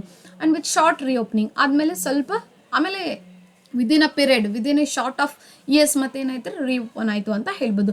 This directly affected all players, definitely players, actors and the companies including Shakespeare who could no longer stage plays during this period. ಈ ಒಂದು ಮೂಮೆಂಟಲ್ಲಿ ಏನಾಯ್ತು, ಬಹಳಷ್ಟು ಎಫೆಕ್ಟ್ ಆಯಿತು ರೈಟರ್ಸ್ಗೆ, ಸ್ಪೆಷಲಿ ಪ್ಲೇ ರೈಟರ್ಸ್ಗೆ ಮತ್ತು ಪರ್ಫಾರ್ಮೆನ್ಸ್ ಕೊಡುವಂಥ ಆ್ಯಕ್ಟರ್ಸ್ಗೆ, ಕಂಪನೀಸ್ಗಳಿಗೆ ಅದು ಎಫೆಕ್ಟ್ ಆಯಿತು ಅಂತ ಹೇಳ್ಬೋದು during this period. And shift to poetry, ಇಲ್ಲಿಂದ ಏನಾಯ್ತು ಅವರ ಮನಸ್ಸು ಅಥವಾ way of writing skill has turned in to write to a poems ಅಂತ ಹೇಳ್ಬೋದು. ಸೀಕಿಂಗ್ ಪ್ಯಾಟ್ರನೇಜ್, ಒಬ್ಬರ ಸಹಾಯ ಆಯಿತು, ಒಂದು ಸಪೋರ್ಟ್ ಆಯಿತು, ಬಯಸ್ತಾ ಇದ್ರು ಅಂತ ಹೇಳ್ಬೋದು. ನೋಡಿ, ನೀವು ವಿಲಿಯಂ ಶೇಕ್ಸ್ಪಿಯರ್ ಬಗ್ಗೆ ಅಧ್ಯಯನ ಕೈಗೊಳ್ಳಬೇಕಾದ್ರೆ just listen like a kind of a story about William Shakespeare. There is a person who is started his life from the Stratford Avon, how he is reached to the London and how he got the reputation in that London. And after the plague happened during in that England, what he made himself to turn to become again a poet. ಇವೆಲ್ಲ ಒಂದೊಂದು ಲಿಂಕನ್ನು study ಮಾಡೋದು ಕಥೆಯ ಮೂಲಕ ಕೇಳಿದರೆ ಇನ್ನೂ ನಿಮಗೆ easily ಆಗಿ ಏನಾಗ್ತದ್ರಿ, ಮೈಂಡಲ್ಲಿ ಕೂತ್ಕೋಬಹುದು. ವಿಷಯದ ವಿಲಿಯಂ ಶೇಕ್ಸ್ಪಿಯರ್ ಬಗ್ಗೆ. With the theatres closed, Shakespeare shifted his focus on literary publication. That is a move that allowed him to gain elite recognition and financial support ಅಂತ ಹೇಳ್ಬೋದು. elite ಅಂದರೆ ಸ್ಮಾಲ್ ಗ್ರೂಪ್ ಆಫ್ ಪೀಪಲ್ ಅಂತ ಹೇಳ್ಬೋದು, who are powerful, rich or skilled. ಅಂದರೆ small elite recognition and financial support ಅಂದರೆ ಒಂದು group of people ಇದ್ದಾರೆ, small group of people ಇದ್ದಾರೆ, ರಿಚ್ ಆಗಿದ್ದಾರೆ, ಇವನಿಗೆ ಸಪೋರ್ಟ್ ಮಾಡ್ತಿದ್ರು. ಯಾರಿಗೆ? ವಿಲಿಯಂ ಶೇಕ್ಸ್ಪಿಯರ್ ಅವರಿಗೆ ಸಪೋರ್ಟ್ ಮಾಡ್ತಿದ್ರು. And he composed 2 long narrative, that is poems, and dedicated them to the powerful noble ಮ್ಯಾನ್ಗೆ ಏನು ಮಾಡ್ತಿದ್ರು, ಡೆಡಿಕೇಟ್ ಮಾಡ್ತಿದ್ರು ಅಂತ ಹೇಳ್ಬೋದು. Thereby entering the world of literary ಪ್ಯಾಟ್ರನೇಜ್. ಇಲ್ಲಿಂದ ಏನಾಯ್ತು ರೀ, ಒಂದು ಲಿಟ್ರರಿ ಪ್ಯಾಟ್ರನೇಜಲ್ಲಿ ಎಂಟ್ರಿ ತಗೊಳ್ರು ಅಂತ. ಪ್ಯಾಟ್ರನೇಜ್ ಮೀನ್ಸ್ ಅಂದರೆ ಸಪೋರ್ಟರ್ಸ್. ಏನು, ಒಂದು ಸಾಹಿತ್ಯಿಕ ಪಬ್ಲಿಷಿಂಗ್ಗೆ ಸಪೋರ್ಟರ್ ಕೊಡಲಿಕ್ಕೆ ಬಂದಿರುವಂಥ ಅಂಶದಲ್ಲಿ ಮೀನ್ಸ್ ಯಾರು ಸಪೋರ್ಟ್ ಆಗಿ ಕಂಡು ಬಂದಿದ್ದಾರೆ ಅಲ್ಲಿ ಅವ್ರಿಗೆ ಸಪೋರ್ಟ್ನೆಸ್ ಅನ್ನೋದು ಸಿಗ್ತಾ ಇತ್ತು ಅಂತ ಹೇಳ್ಬೋದು. ಸೊ ಫಸ್ಟ್ ಅವ್ರು ಬರೆದಿರುವಂಥದ್ದು long narrative, 2 long narrative poems ಅಲ್ಲಿ ರೀ ವೀನಸ್ ಆ್ಯಂಡ್ ಅಡೋನೈಸ್ ಅಂತ ಹೇಳ್ಬೋದು. Publish in 1593, Venus and Adonis was Shakespeare's first printed work. Yes, a narrative poem based on the Ovid metamorphosis. Very nice. ನೋಡ್ರಿ, Ovid belongs to the classical writer and his works classical work ಆಗಿ ಕಂಡು ಬಂದಿದೆ. ಅದನ್ನು read ಮಾಡೋದ್ರ ಮೂಲಕ he got a kind of a idea, a theme, kind of idea or a theme. By catching that one, he has produced his own poem on Venus and Adonis ಅಂತ ಹೇಳ್ಬೋದು. What it tells, the mythological story, ಇದೊಂದು mythological story ಇದೆ of the goddess, yes, Venus, unrequited love for the mortal Adonis, mortaliನ ಒಂದು ಪ್ರೀತಿನ ಪಡೆಯಲಿಕ್ಕೋಸ್ಕರ ಕಂಡು ಬಂದಿರುವಂಥದ್ದು ಒಂದು ಸಾರಾಂಶ. And it was dedicated to who, that Henry Wriothesley, am right, Henry ರಿತ್ಲೆಸ್ಲಿಗೆ ಅವ್ರು ಏನು ಮಾಡ್ತಾರೆ, ಡೆಡಿಕೇಟ್ ಮಾಡ್ತಾರೆ. Who is that, the third Earl of Southampton ಆಗಿರುವಂತಹ young noble man and a major patron of his arts. ಅಂದರೆ ತಾವು ಅಂದರೆ William Shakespeare ಬರೆದಿರುವಂಥ ಆರ್ಟ್ಸ್ಗೆ, ಲೈಕ್ ಲಿಟ್ರರಿ ಪೋಯಮ್ಸನ್ನು, ನರೇಟಿವ್ ಪೋಯಮ್ಸನ್ನು ಬರೀಲಿಕ್ಕೆ ಏನು ಪ್ಯಾಟ್ರೋನ್ ಮೀನ್ಸ್ ಸಹಕಾರ ಆಗಿ ಒಂದು ಸಪೋರ್ಟರ್ ಆಗಿ ಕಂಡು ಬಂದಿರ್ತಾರಲ್ಲ, ದಟ್ ಈಸ್ ಹೆನ್ರಿ ರಿತ್ಲೆಸ್, ಅವರ ಮೇಲೆ ಏನು ಮಾಡ್ತಾನೆ, ಈ ಒಂದು ಪೋಯಮನ್ನು ಡೆಡಿಕೇಟ್ ಮಾಡ್ತಾರೆ ಅಂತ ಹೇಳ್ಬೋದು. The poem was an instant success, yes, a best seller of the time and reprinted multiple times, widely praised. Very nice. ಅದೊಂದು ಪೋಯಮ್ ಪಬ್ಲಿಷ್ ಮಾಡಿದ ತಕ್ಷಣ ಅಲ್ಲಿ ಬಹಳಷ್ಟು ಏನಾಯ್ತು ರೀ, ಒಂದು ರೀಪ್ರಿಂಟ್ ಮಾಡಲಿಕ್ಕೆ ಅವಕಾಶ ಆಗೋದು, ಅಂದರೆ ಭಾಳಷ್ಟು ಕಾಪೀಸ್ಗಳನ್ನು ಸೆಲ್ ಮಾಡಲಿಕ್ಕೆ ಮುಂದಾದರು ಅಂತ ಹೇಳ್ಬೋದು. And Shakespeare calls it the first heir of my invention, suggesting he has it as his formal literary debut. ನೋಡಿರಿ, ಶೇಕ್ಸ್ಪಿಯರ್ಗೆ ಒಂದು ಹೆಸರು ಕರೆಯಲ್ಪಡ್ತು, ಏನು, the first heir of my invention. Very nice. Suggesting he has it his formal literary debut. And next, the rape of Lucrece. ಇದು rape of Lucrece 1594ದಲ್ಲಿ Shakespeare followed up with the most sombre, means ಒಂದು grief, sorrow ಅಂತ ಹೇಳ್ಬೋದು. Okay, grief or sorrow ಅಂತ ಹೇಳ್ಬೋದು. And tragic poem that is rape of Lucrece ಅಂತ ಹೇಳ್ಬೋದು. ಓಕೆನಾ, ಗಂಭೀರ, ಕತ್ತಲೆ, ಒಂದು ನೋವಿನ ಪೇನ್ಫುಲ್ ಆಗಿರುವಂಥದ್ದು ಸ್ಟೋರಿ ಏನು, the rape of Lucrece. The rape of lock ಅಂಥೇಳಿ ಅಲೆಕ್ಸಾಂಡ್ರ್ ಪೋಪ್ ಅವರು ಒಂದು ಹೀರೋಯಿಕ್ ಕಪ್ಲೆಟನ್ನು ಬರೀತಾರೆ. ಓಕೆನಾ, that is different from this story ಅಂತ ಹೇಳ್ಬೋದು. So here the what is the meaning of rape means forcible ಅಂತ ಹೇಳ್ಬೋದು. Also dedicated to Earl of Southampton, again the patron, right, patron ಆಗಿ ಇವ್ರಿಗೆ ಏನು ಮಾಡ್ತಾರೆ, ಡೆಡಿಕೇಟ್ ಮಾಡ್ತಾರೆ ಈ ಒಂದು poem. It narrates that the Roman legend of ಲ್ಯೂಕ್ರಿಟಿಯಾ, ಓಕೆನಾ, ಒಂದು ರೋಮನ್ ಪುರಾತನ ಇತಿಹಾಸದ ಗೌರವಾನ್ವಿತ ಹಾಗೂ ಒಂದು ನೀತಿವಂತೆ ಮಹಿಳೆ ಆಗಿದ್ಲು. Who is raped by the sextuous Tranquinus and later takes her own life, and an event that leads to the founding the Roman Republic. This poem shows how the mature themes, rich rhetorical devices, and deeper moral questions, revealing Shakespeare's growth as a serious literary artist. Very nice. ನೋಡ್ರಿ, ಅಂದರೆ ಬಹಳಷ್ಟು ಏನು ಒಂದು respectable ಆಗಿರುವಂಥ lady, ಒಂದು Roman ಇತಿಹಾಸದಲ್ಲಿ ಕಂಡುಬಂದಿರುವಂಥ ಒಂದು legend lady ಆಗಿರುವಂಥ ಲ್ಯೂಕ್ರಿಟಿಯಾ ಯಾವ ಥರ ಒಂದು ಫೋರ್ಸೆಬಲಿ ಸೆಕ್ಷುವಲ್ ಹರಾಸ್ಮೆಂಟಿಗೆ ಒಳಗಾಗಿದ್ದಾಳೆ ಅನ್ನೋ ಒಂದು ವಿಷಯದ ವಿಸ್ತರಣೆ ಏನು ಈ ಒಂದು ಪೋಯಮ್ದಲ್ಲಿ ಕಂಡುಬರ್ತದಿಲ್ಲ. ಇದನ್ನು ನೋಡಿ ಏನು ಕಂಡುಬರ್ತದೆ, how William Shakespeare has produce himself, that he is very serious to write the works. Yes, it's not only he has written for the entertainments, no, the things which he is going to represent to the society, to the public, which shows the seriousness towards his literary works anta helbodu. And next, it further solidified that his reputation as a respected poet, not just as a playwright or actor. See, this is how William Words Shakespeare is known for not only the greatest dramatist and also the greatest poet. Not only an actor, also ಒಂದು greatest poet ಆಗಿ ಹೊರಹೊಮ್ಮಿದ್ರು ಅಂತ ಹೇಳ್ಬೋದು. Then what about the relationship with the Earl of Southampton, this is very important ನೋಡ್ರಿ. ಓಕೆನಾ, ಇಲ್ಲಿ ಕೂಡ ಬರೆಯಲ್ಪಟ್ಟಿರುವಂಥ ಕೆಲವಾರು ಪೋಯಮ್ಗಳು ತನ್ನ ಒಂದು ಫ್ರೆಂಡ್ ಆಯಿತು, ಪ್ಯಾಟ್ರೋನ್ ಆಯಿತು, ಅವ್ರ ಮೇಲೆ ಡೆಡಿಕೇಟ್ ಮಾಡ್ತಾ ಇದ್ದಾರೆ ಅಂತ ಹೇಳಿದ್ರೆ 154 ಸಾನೆಟ್ಸ್ಗಳು ಕೂಡ ಏನಾಗ್ತದ್ರೆ ಡೆಡಿಕೇಶನ್ ಮಾಡಿರೋಂಥ ಹಾಫ್ ಆಫ್ ದ ಒಂದು ಸಾನೆಟ್ ಕೂಡ ತನ್ನ ಒಂದು ಫ್ರೆಂಡ್ ಪ್ಯಾಟ್ರನ್ ಮೇಲೆ ಅವನು ಏನು ಮಾಡ್ತಾರೆ, ಡೆಡಿಕೇಟ್ ಮಾಡುವಂಥದ್ದು ಅಂಶ ಕಂಡು ಬರ್ತದೆ. Again Shakespeare's dedications to Henry Wriothesley indicate a closer or at least strategic connection, ಅಂದರೆ ಎಷ್ಟು ಕ್ಲೋಸ್ ಕನೆಕ್ಷನ್ ಆಗಿ ಕಂಡು ಬಂದಿರುವಂಥದ್ದು ಯಾರು, Earl of Southampton, that is Henry Wriothesley ಅಂತ ಹೇಳ್ಬೋದು. Southampton may have proved financial support helping Shakespeare during the theatre close. ನೋಡ್ರಿ, ಈ ಒಂದು ಥಿಯೇಟರ್ ಕ್ಲೋಸ್ ಆಗಿದೆ ಅಂತ ಹೇಳಿದ್ರೆ ಲೈಫ್ ಲೀಡ್ ಮಾಡಲೇಬೇಕಲ್ಲ, ಅರ್ನಿಂಗ್ ಮಾಡಲೇಬೇಕು. ಆ ಮೂಮೆಂಟಲ್ಲಿ ಫೈನಾನ್ಷಿಯಲ್ ಸಪೋರ್ಟ್ ಕೊಟ್ಟಿರುವಂಥದ್ದು ಇವರು ಅಂತ ಹೇಳ್ಬೋದು. Some scholars have speculated that Southampton might be the fair youth addressed in many Shakespeare sonnet though this remains debated. ನೋಡ್ರಿ ಹೇಳಿಲ್ಲ ನಾನು, ಜಸ್ಟ್ ಯಾರು ವಿಲಿಯಂ ಸಾನೆಟ್ ಅಂದರೆ 154 sonnet in half of sonnet in ರೀ ಅಂದರೆ ಯಾರು ಅರ್ಲ್ ಆಫ್ ಸದಾಂಪ್ಟನ್ ಅಂದರೆ henry ರಿತ್ಲೆಸ್ಲೆ ಅದರ ಒಂದು ಡೆಡಿಕೇಶನ್ ಮಾಡಿರೋಂಥದ್ದು ಅಂಶ ಕಂಡುಬರ್ತದೆ ಅಂತ ಹೇಳ್ಬೋದು. ಅಂದರೆ ಫೇರು ಇತ್ತಿರ್ತಾರೆ ಯಾರು, ಇವರು ಅರ್ಲ್ ಆಫ್ ಸದಾಂಪ್ಟನ್ ಆಗಿರುವವರು, ಅವ್ರ ಬಗ್ಗೆ ಕೆಲವಾರು ಡಿಬೇಟ್ ಕೂಡ ನಡೀತದೆ. Why he has dedicate so much poems sonnets about on this fellow, what is the reason behind that is what called debated ಅಂತ ಹೇಳ್ಬೋದು. ಲಿಟ್ರರಿ ರಿಕಾಗ್ನಿಷನ್ ಆ್ಯಂಡ್ ಸ್ಟಾಬಿಲಿಟಿ ಯಾವ ಥರ these two poems brought Shakespeare, what is that the financial gain. ಹೌದಲ್ಲ, ಭಾಳಷ್ಟು financial gain ಅಂತ ಪಡ್ಕೊಂಡ್ರು. And ನೋಡ್ರಿ ಪ್ಯಾಟ್ರೋನೇಜ್ ಪಡ್ಕೊಂಡ್ರು and sales, ಬಹಳಷ್ಟು ಕಾಪೀಸ್ಗಳನ್ನು ಅವರೇನು ರೀಪ್ರಿಂಟ್ ಮಾಡೋದ್ರ ಮೂಲಕ ಸೇಲ್ ಮಾಡಿದ್ರು ಅಂತ ಹೇಳ್ಬೋದು. ಲಿಟ್ರರಿ ರೆಸ್ಪೆಕ್ಟಬಿಲಿಟಿ ಅನ್ನೋದು ಒಂದು ಅಂಶ ಅವ್ರಿಗೆ ದಿನ ಏನಾಗ್ತಾ ಇತ್ತು, ಗೇನಿಂಗ್ ಮಾಡ್ತಾ ಹೋಗ್ತಿದ್ರು. Aristocratic and academic circle, a new identity as the both playwright and a poet, bridge stage and page. Very nice. ಒಂದು ಪ್ಲೇಯರೇಟ್ ಆಗಿ ಹೊರಹೊಮ್ಮಿದ್ದಾರೆ, ಹಾಗೆ ಪೋಯಿಟ್ ಆಗಿ ಹೊರಹೊಮ್ಮಿದ್ದಾರೆ ಅಂತ ಹೇಳ್ಬೋದು. So during this period he began to establish the dual success. ನೋಡ್ರಿ, 2 ಪ್ರಕಾರದ success ಬಂತು. ಒಂದು playwright, then a greatest poet.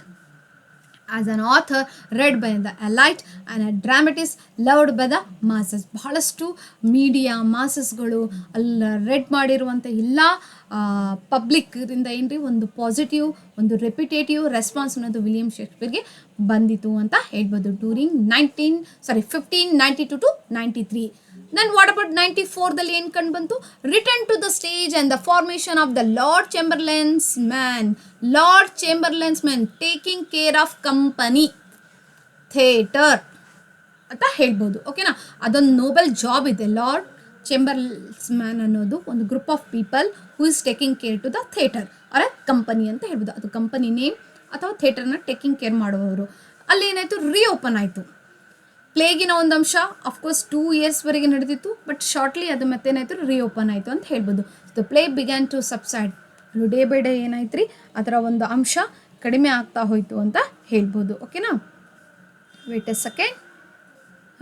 Subside means ಮಹಾಮಾರಿ ನಿಧಾನವಾಗಿ ಅದೇನಾಯ್ತು ರೀ, ತೊಗ್ಗುಡಿತು ಅಂತ ಹೇಳ್ಬೋದು. ಅದೇ London theatres were allowed to reopen, ಮತ್ತೆ ರೀಓಪನ್ ಆಯಿತು. ಮಾರ್ಕಿಂಗ್ ದ ರೆಸ್ಯೂರ್ಜೆನ್ಸ್ ಅಂತ ಹೇಳಿದರೆ ಪುನರುಜ್ಜೀವನ ಆಫ್ ದ ಥಿಯೇಟ್ರಿಕಲ್ ವರ್ಲ್ಡ್. ಮತ್ತೆ ಥಿಯೇಟರಿನ ಒಂದು ಪರ್ಫಾರ್ಮೆನ್ಸ್, ಥಿಯೇಟರ್ಸ್ಗಳು ಮತ್ತೆ ರೀಓಪನ್ ಆಯಿತು ಅಂತ ಹೇಳ್ಬೋದು. And Shakespeare return to the stage. Yes, being actor, being a play writer, he started to write again few more dramas and also ready to give the performance as an actor on the stage. And this became a turning point of his career. ಮತ್ತೆ ತನ್ನ ಕರಿಯರ್ದಲ್ಲಿ ಮತ್ತೆ ಒಂದು reputation ಏನಾಯ್ತು, increase ಆಗುವಂಥದ್ದು. As he became a founding member of the new playing company. Yes, ಕೆಲವೊಂದು ಕಂಪನೀಸ್ಗಳಿಗೆ ಒಂದು founding member ಆಗಿ ಹೊರಹೊಮ್ಮಿದ್ರು, ಲೈಕ್ ಲಾರ್ಡ್ ಚೇಂಬರ್ಲೆನ್ಸ್ ಮೆನ್ ಅಂತ ಹೇಳ್ಬೋದು. ಓಕೆನಾ, ನೆಕ್ಸ್ಟ್ ರೀಓಪನಿಂಗ್ ಥಿಯೇಟರ್ದಲ್ಲಿ ಹೇಳಬೇಕಾದ್ರೆ after 2 years, yes, closer of 1592 to 94, plague epidemic, public theatres reopen. Exactly, this allowed Shakespeare to resume writing of the stage and the participating in theatrical performance. Exactly, the return of the audience reinvigorated London's entertainment scene and demanded for new plays. Very nice. So the day by day people are getting curious about to read William Shakespeare's plays, dramas. If he has written the Titus Andronicus, so what would be the next play, what would be the major theme of that one ಅನ್ನೋದೊಂದು curious ಜನರಲ್ಲಿ ಬೆಳೀತಾ ಹೋಯಿತು. And they demanded to publish few more dramas. William Shakespeare please publish few more dramas ಅನ್ನೋದ್ರಲ್ಲಿ ಒಂದು ಪ್ರಕಾರದ ಸಪೋರ್ಟ್ನೆಸ್ ಆಯಿತು, demand ಆಯಿತು, ಬಯಸ್ತಾ ಇದ್ರು ಜನರು ಅವರಿಂದ ಅಂತ ಹೇಳ್ಬೋದು. So this is how made his greatest tragedy. Keep this thing, the 4 greatest tragedy make to the whole world to learn English, to read what William Shakespeare has written in his book. Getting my point? ಇದೇ ಒಂದು ಯುಗದಲ್ಲಿ ಏನಾಯ್ತು ರೀ, ಇಡೀ ಜಗತ್ತಿಗೆ ಒಂದು ಸಾಹಿತ್ಯದ ಆದ್ಯತೆ, ಸಾಹಿತ್ಯದ ಆಸಕ್ತಿ ಬೆಳಲಿಕ್ಕೆ ವಿಲಿಯಂ ಶೇಕ್ಸ್ಪಿಯರ್ ಕೃತಿಯೇ ಮೂಲ ಕಾರಣ ಅಂತ ಹೇಳ್ಬೋದು. ಎಲ್ಲರಲ್ಲಿ ನ್ಯೂಸ್ ಹೋಯ್ತು. ಫಾರ್ ಎಕ್ಸಾಂಪಲ್ ಯಾವುದೋ ಒಂದು ಮೂವಿ ರಿಲೀಸ್ ಆಗಿದೆ ಅಂತ ತಿಳ್ಕೊಡ್ರಿ, ನೋಡಿ ನೀವು ಸುಮ್ಮನೆ ಕೊಡ್ತೀರಾ? 4 ಜನಕ್ಕೆ ಹೇಳ್ತೀರಿ ಏನು ಮೂವಿ ಇತ್ತಲ್ಲೇ ಸಮ್ ವಾಟಿಂಗ್, ಹೌದಾ? ಅದನ್ನು ಕೇಳಿದ ನಂತರ ಅವ್ರು ಏನು ಮಾಡ್ತಾರೆ, ಕ್ಯೂರಿಯಸ್ ಬರೀತಾರೆ, yes we should watch that movie, how it is, what are the main story in that. ಅವಾಗೇನು ಮಾಡ್ತೀರಿ, ಫಸ್ಟ್ ನೋಡ್ರಿ ಅದೇನಾದರೂ ಇನ್ನೂ ಕ್ಲಿಯರಾಗಿ ಹೇಳಬೇಕಾದ್ರೆ ಹಾಂ ಅದನ್ನು ನೀವೇನು ಮಾಡ್ತೀರಿ, ವೀಕ್ಷಣೆ ಮಾಡ್ಲಿಕ್ಕೆ ಹೋಗ್ತೀರಿ. ಇದರಿಂದ ಏನಾದ್ರಿ, ಒಂದು ಆದ್ಯತೆ ಆಸ್ಪದ ಸಾಹಿತ್ಯ ಲೋಕ ಬೆಳೀಲಿಕ್ಕೆ ವಿಲಿಯಂ ಶೇಕ್ಸ್ಪಿಯರ್ನ ಕೃತಿಗಳೇ ಸಾಧ್ಯ, ಸಾಕ್ಷಿ ಅಂತ ಹೇಳ್ಬೋದು. ಅಂದರೆ ಇಂಗ್ಲೀಷ್ ಲಿಟ್ರೇಚರ್ಗೆ ಆದ್ಯತೆ ಕೊಡಬೇಕಾದ್ರೆ ಇಡೀ ಜಗತ್ತಲ್ಲಿ ಯೂನಿವರ್ಸಿಟೀಸ್ಗಳಲ್ಲಿ UGSಗಳಲ್ಲಿ ಇವತ್ತು ಬ್ರಿಟಿಷ್ ಲಿಟ್ರೇಚರ್ ಸಬ್ಜೆಕ್ಟ್ ಆಗಿ ಪಾರ್ಟ್ ಆಗಿ ನಾವು ಸ್ಟಡಿ ಮಾಡ್ತಾ ಇದ್ದೀವಿ ಅಂತ ಹೇಳಿದ್ರೆ the main reason is that William Shakespeare's dramas ಅಂತ ಹೇಳ್ಬೋದು. So this is how London entertainment scene ಅದೇನಾಯ್ತು, ಡಿಮ್ಯಾಂಡ್ ಮಾಡಲಾಯಿತು public, yes please William Shakespeare produce few more dramas somewhat. And formation of the Lord Chamberlain's main formation ಯಾವ ಥರ ಆಯಿತು, ಮತ್ತೆ 1594ದಲ್ಲಿ Shakespeare join a newly restructured acting troupe called the Lord Chambers men. ಇದರ ಒಂದು ಗ್ರೂಪಲ್ಲಿ ಅವರು ಒಬ್ಬರು ಗ್ರೂಪ್ ಆಗಿ ಹೊರಹೊಮ್ದು, ಒಂದು ವ್ಯಕ್ತಿಯಾಗಿ ಟರ್ನ್ ಆದರು. Company was named after their patron, that is Henry ಕ್ಯಾರೆ.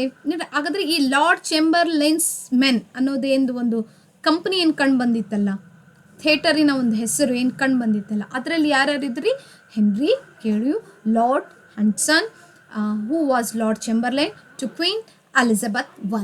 Queen ಎಲಿಜಬೆತ್ತಿನ ಒಂದು ಲಾರ್ಡ್ ಚೇಂಬರ್ಲೈನ್ ಅಂದರೆ ಒಂದು ನೋಬೆಲ್ ವರ್ಕ್, ಇದು ಒಂದು official work, noble official post rank ಅಂತ ಹೇಳ್ಬೋದು. ಅದು ಥಿಯೇಟ್ರನ್ನ ಟೇಕಿಂಗ್ ಕೇರ್ ಮಾಡೋದಾಯಿತು, ಸೆಟಪ್ ಮಾಡೋದಾಯಿತು, ಡೆಕೋರೇಟ್ ಮಾಡುವಂಥದ್ದಾಯಿತು, ಅದಕ್ಕೆ ಬೇಕಾಗಿರುವಂಥ ವಿಷಯನ ನೋಡ್ಕೊಂಡು ಹೋಗುವಂಥ ಜವಾಬ್ದಾರಿ ಲಾರ್ಡ್ ಚೇಂಬರ್ಲೈನ್ಗೆ ಕೊಡಲಾಗ್ತದೆ. ಆ ಗ್ರೂಪಲ್ಲಿ ಇವರು ಪಾರ್ಟಿಸಿಪೇಟ್ ಮಾಡಿದ್ರು ಅಂತ ಹೇಳ್ಬೋದು. ಹಾಗಾದರೆ ಕೀ ಮೆಂಬರ್ಸ್ ಇನ್ಕ್ಲೂಡೆಡ್ ಅಂತ ಹೇಳಿದ್ರೆ Richard Burbage, the company star actor, very nice, who would later play Hamlet, Othello, King Lear, very nice. ನೋಡ್ರಿ ಹಾಗಾದರೆ ಇಲ್ಲಿ ರಿಚರ್ಡ್ ಬರ್ಬೇಜ್ ಅನ್ನೋರು ಏನು ಗ್ರೇಟ್ ರೈಟರ್, ಗ್ರೇಟ್ ಆ್ಯಕ್ಟರ್ ಆಗಿ ಕಂಡು ಬಂದಿದ್ದಾರಲ್ಲ, ಇವರು ಸ್ಪೆಷಲಿ ಹ್ಯಾಮ್ಲೆಟ್, ಅಥೆಲೋ, ಕಿಂಗ್ ಲಿಯರಿನ ಒಂದು ಗ್ರೇಟೆಸ್ಟ್ ಪ್ಲೇದಲ್ಲಿ ಪರ್ಫಾರ್ಮೆನ್ಸ್ ಕೊಟ್ಟಿದ್ದು ಅಂಶ. And John Hemmings and Henry Condell later responsible for compiling Shakespeare the first folio ಅಂತ ಹೇಳ್ಬೋದು. ಅಂದರೆ ಫಸ್ಟ್ ಫೋಲಿಯೋ ಅನ್ನೊಂದು ಪಬ್ಲಿಷ್ ಮಾಡಬೇಕಾದ್ರೆ ನೋಡ್ರಿ ಯಾರು 1616 ಒಂದು ಡೆತ್ ವಿಲಿಯಂ ಶೇಕ್ಸ್ಪಿಯರ್ದಾಗ್ತದೆ. ಬಟ್ ಫಸ್ಟ್ ಫೋಲಿಯೋ ಅಂದರೆ ಅದೊಂದು ಬುಕ್ ಪಬ್ಲಿಷ್ ಆಗಬೇಕಾದ್ರೆ ಇವರ ಫ್ರೆಂಡ್ಸ್ಗಳು ಏನು ಮಾಡ್ತಾರೆ, ವಿಲಿಯಂ ಶೇಕ್ಸ್ಪಿಯರ್ ಬರೆದಿರುವಂಥ ಎಲ್ಲ ಡ್ರಾಮಾಸ್ಗಳನ್ನು ಒಂದು ಬುಕ್ಕಲ್ಲಿ, ದಟ್ ಈಸ್ ಫಸ್ಟ್ ಫೋಲಿಯೋ ಅನ್ನೋ ಬುಕ್ದಲ್ಲಿ ಏನು ಮಾಡ್ತಾರೆ, ಪಬ್ಲಿಷ್ ಮಾಡ್ತಾರೆ ಅಂತ ಹೇಳ್ಬೋದು. ಅವರಲ್ಲಿ ಇವರು ಕೂಡ ಒಬ್ಬ ಫ್ರೆಂಡ್ಸ್ ಸರ್ಕಲ್ದಲ್ಲಿ, ಫ್ರೆಂಡ್ಸಿನ ನೇಮ್ಸಲ್ಲಿ ಇವರು ಒಬ್ಬರು ಅಂತ ಹೇಳ್ಬೋದು. ನೋಡಿರಿ ಫಾರ್ ಎಕ್ಸಾಂಪಲ್ ಎಕ್ಸಾಮಲ್ಲಿ who has published the William Shakespeare's dramas as a first folio in 1623 ಅಂತ ಹೇಳಿದ್ರೆ that is John Hemmings and Henry Condell ಅಂತ ಹೇಳ್ಬೋದು. So Shakespeare was not just a playwright for the group, he became a sharer, the part owner in the company, giving him both artistic control and a financial interest in its success. ನೋಡ್ರಿ ಒಂದು share holder ಆಗಿ, ಒಂದು part owner ಆಗಿ ಅವರು ಹೊರಹೊಮ್ದು. For example ಯಾವುದೇ ಒಂದು college ನೀವು open ಮಾಡ್ತಾ ಇದ್ದೀರಿ ಅಂತ ಹೇಳಿದ್ರೆ, ಆ ಕಾಲೇಜ್ ಓಪನ್ ಮಾಡಬೇಕಾದ್ರೆ ಇಬ್ಬರು ಫ್ರೆಂಡ್ಸ್ ಏನು ಮಾಡ್ತಾರೆ, ಹಾಫ್ ಅಮೌಂಟ್ ಹಾಕೋದ್ ಮೂಲಕ ಆ ಕಾಲೇಜನ್ನು ಯಾವ ಥರ ಎಸ್ಟಾಬ್ಲಿಷ್ ಮಾಡ್ತಾರೆ. ಜಸ್ಟ್ ಲೈಕ್ ಕೆಲವಾರು ಥಿಯೇಟರ್ಸ್ಗಳಿಗೆ ಇವ್ರಿಗೆ ಶೇರ್ ಹೋಲ್ಡರ್ ಆಗಿ ಹೊರಹೊಮ್ದ್ರು ಅಂತ ಹೇಳ್ದು. ಅಂದರೆ ಡ್ಯೂರಿಂಗ್ ಎಲಿಜಬೆತ್ ಅನ್ನೋದಲ್ಲಿ ಬಹಳಷ್ಟು ಥಿಯೇಟರ್ಸ್ಗಳು ಕಂಡು ಬಂದಿದ್ದು ಅಂತ ಹೇಳ್ದು. I will give a short list about that soon. Early plays perform, ಕೆಲವಾರು ಅರ್ಲಿ ಪ್ಲೇಸ್ಗಳು ಪರ್ಫಾರ್ಮ್ ಆದರು, ಸ್ಪೆಷಲಿ 1594ದಲ್ಲಿ. And after some of the early plays likely perform by the Lord Chamberlain's men. ಅಂದರೆ ಲಾರ್ಡ್ ಚೇಂಬರ್ಲೈನ್ ಮೆನ್ಸಲ್ಲಿ ಏನು group of people ಇದ್ರಲ್ಲ, that is actors, ಅವರು shortly after 1594ದಲ್ಲಿ ಯಾವುದು ಟೈಟಸ್ ಆ್ಯಂಡ್ರೋನಿಕಸ್ ಬಿಫೋರ್ ಪಬ್ಲಿಷ್ ಆಗಿರುವಂಥದ್ದು, ಅರ್ಲಿಯಸ್ಟ್ ಟ್ರಾಜಿಡಿ ನೋಡ್ರಿ. And comedy of errors, taming of the shrew, two gentlemen of Verona, the lovers, labours lost. Yes these works reflect a mix of Roman revenge tragedy, very nice. ನೋಡ್ರಿ Roman revenge tragedies ಇವೆಲ್ಲ ಕೃತಿಗಳನ್ನು ಅವ್ರು ಏನಾಗ್ತಾರೆ, reflect ಆಗ್ತವೆ, ಓಕೆನಾ. And romantic comedy, few are romantic comedy and farce, ಅಂದರೆ ಅತಿಯಾದ ಒಂದು ಕಾಮಿಡಿ. ಫೋರ್ಸ್ ಅಂತ ಹೇಳಿದ್ರೆ ಒಂದು ಅತಿಯಾಗಿ ಬಳಕೆ ಮಾಡಲ್ಪಟ್ಟಿರುವಂಥ ಒಂದು ಕಾಮಿಡಿಯನ್ ಪ್ಲೇ ಅಂತ, ಡ್ರಾಮಾ ಅಂತ ಹೇಳ್ಬೋದು. Showcasing Shakespeare's early range and popular appeal ಅಂತ ಹೇಳ್ಬೋದು. Then financial stability and artistic freedom, ಇಲ್ಲಿವರೆಗೆ ಏನಾಯ್ತು, ಒಂದು ಫೈನಾನ್ಷಿಯಲ್ ಸ್ಟ್ಯಾಬಿಲಿಟಿ ಸಿಕ್ತು. The artistic freedom, yes I have a right to write anything, that anything means should give him back the reputation, success, status to whom? William Wordsworthಗೆ. By becoming a shareholder in the company, Shakespeare secured steady income from the performance, not just fees for writing plays. ಕೇವಲ ರೈಟಿಂಗ್ಸ್ಗಳನ್ನು ಸ್ಕ್ರಿಪ್ಟ್ಗಳನ್ನು ಮಾತ್ರ ಬರೆಯಲಾರದೆ performance ಏನು ಕೊಡ್ತಿದ್ರಲ್ಲ as A actor ಆಗಿ ಅದರ ಒಂದು ಅಮೌಂಟನ್ನು ಅವ್ರು ಪಡ್ಕೊಳ್ತಾ ಇದ್ರು. This financial independence gave him the artistic freedom to experiment and develop his dramatic style. ಹೇಳಿಲ್ಲ, ಇದು ಏನಾಯ್ತು ಅವ್ರಿಗೆ ಡೇ ಬೈ ಡೇ ಇಂಪ್ರೂವ್ಮೆಂಟ್ ಅನ್ನೋದು ಪಡಿತಾ ಹೋಯಿತು. ಒಂದು ಎಕ್ಸ್ಪೆರಿಮೆಂಟ್ ಆಯಿತು. ಒಂದು ಡ್ರಾಮೆಟಿಕ್ ಸ್ಟೈಲ್ಗಳನ್ನು ಜಸ್ಟ್ ಕಾಮಿಡಿ ಬರೆದ್ರಾ, ಟ್ರಾಜಿಡಿ ಬರೆದ್ರಾ, ಹಿಸ್ಟೋರಿಕಲ್ ಒಂದು ಸ್ಟೋರೀಸ್ಗಳನ್ನ ಬರೆದ್ರು. ಈ ಥರ ಏನಾದ್ರು ಒಂದು ಆರ್ಟಿಸ್ಟಿಕ್ ಫ್ರೀಡಮ್ ಸಿಕ್ತು ಅವ್ರಿಗೂ. Yes, I can represent the all kind of a ideas through the form of his plays dramas ಅನ್ನೋದ್ರ ಮೂಲಕ ಒಂದು ಆರ್ಟಿಸ್ಟಿಕ್ ಫ್ರೀಡಮ್ ಅನ್ನೋದು ಅವ್ರಿಗೆ ಸಿಕ್ತು. It also meant that he had a direct interest in the commercial success that of the company, motivating him to write plays that balanced literary quality and audience appeal. Nodri, direct interest and commercial success. Day by day commercial success ಸಿಕ್ತು ಮತ್ತು ಆಡಿಯನ್ಸಿಂದ ಒಂದು ಪ್ರಕಾರದ appeal ಕೂಡ ಸಿಕ್ತು. Means overall ಆಗಿ ಹೇಳಬೇಕಾದ್ರೆ ಒಂದು ಪ್ರೀತಿ, reputation, respect ಆಯಿತು. ಆ ಒಂದು ಡ್ಯೂರಿಂಗ್ ದಟ್ ಎರಾದಲ್ಲಿ ಕಂಡುಬರ್ತಾ ಇತ್ತು ಅಂತ ಹೇಳ್ಬೋದು.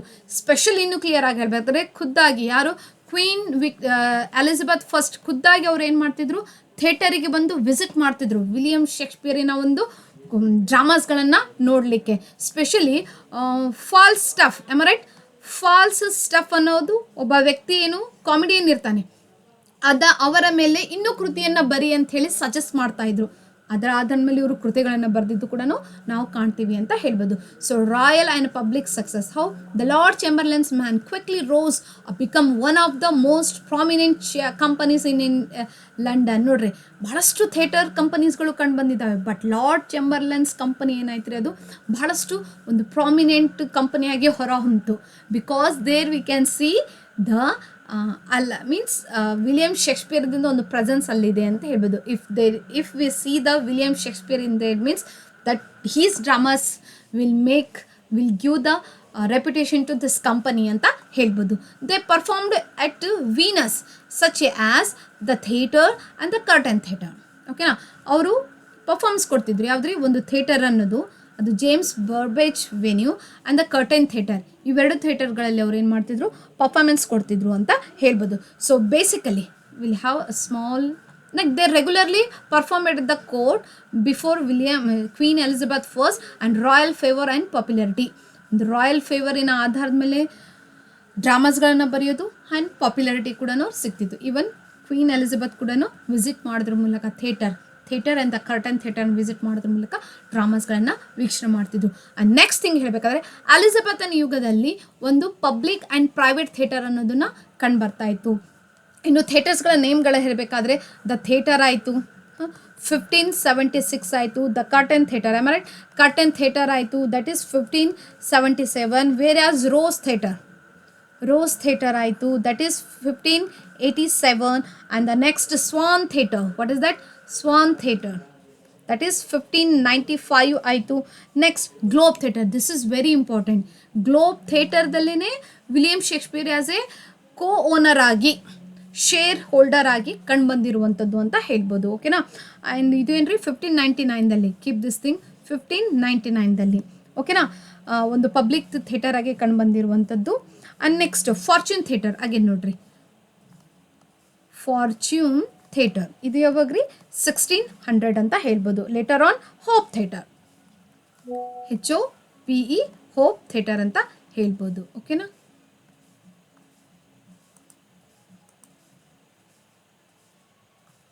ನೆಕ್ಸ್ಟ್ ಹೋಪ್ ಥಿಯೇಟರ್ ಆದಮೇಲೆ ನೆಕ್ಸ್ಟ್ ಯಾವುದ್ರಿ, this is the Black FRAIS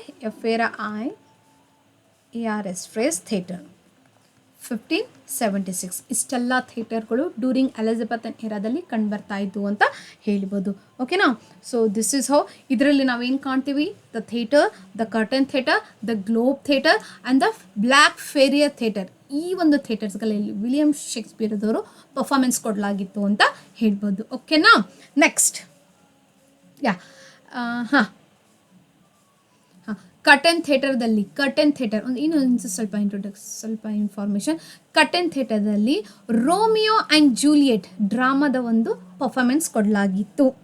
ಓಕೆನಾ, ಆ್ಯಂಡ್ ಗ್ಲೋಬ್ ಥಿಯೇಟರ್ದಲ್ಲಿ ನಾವೇನು ಕಾಣ್ತೀವಿ ರೀ, ಆ್ಯಸ್ ಎ ಫೌಂಡರ್, ಅದೇ ಓನರ್ ಆರ್ ಆ್ಯಕ್ಟರ್ ಆಗಿ ಕಂಡು ಬಂದಿರುವಂಥದ್ದು. ಆ್ಯಂಡ್ ಬ್ಲ್ಯಾಕ್ ಫೇರಿಯರ್ಸ್ ಥಿಯೇಟರ್ ಅನ್ನೋದು ಏನು ರೀ, ಒಂದು ಕಿಂಗ್ಸ್ ಮೆನ್ ಒಂದು ಆ್ಯಕ್ಟರ್ಸ್ ಆಗಿ ಕಂಡು ಬಂದಿರುವಂಥದ್ದು. So this is what the theatres of Elizabethan era. Let's begin. That is Globe theatre ಇದೆ ನೋಡ್ರಿ.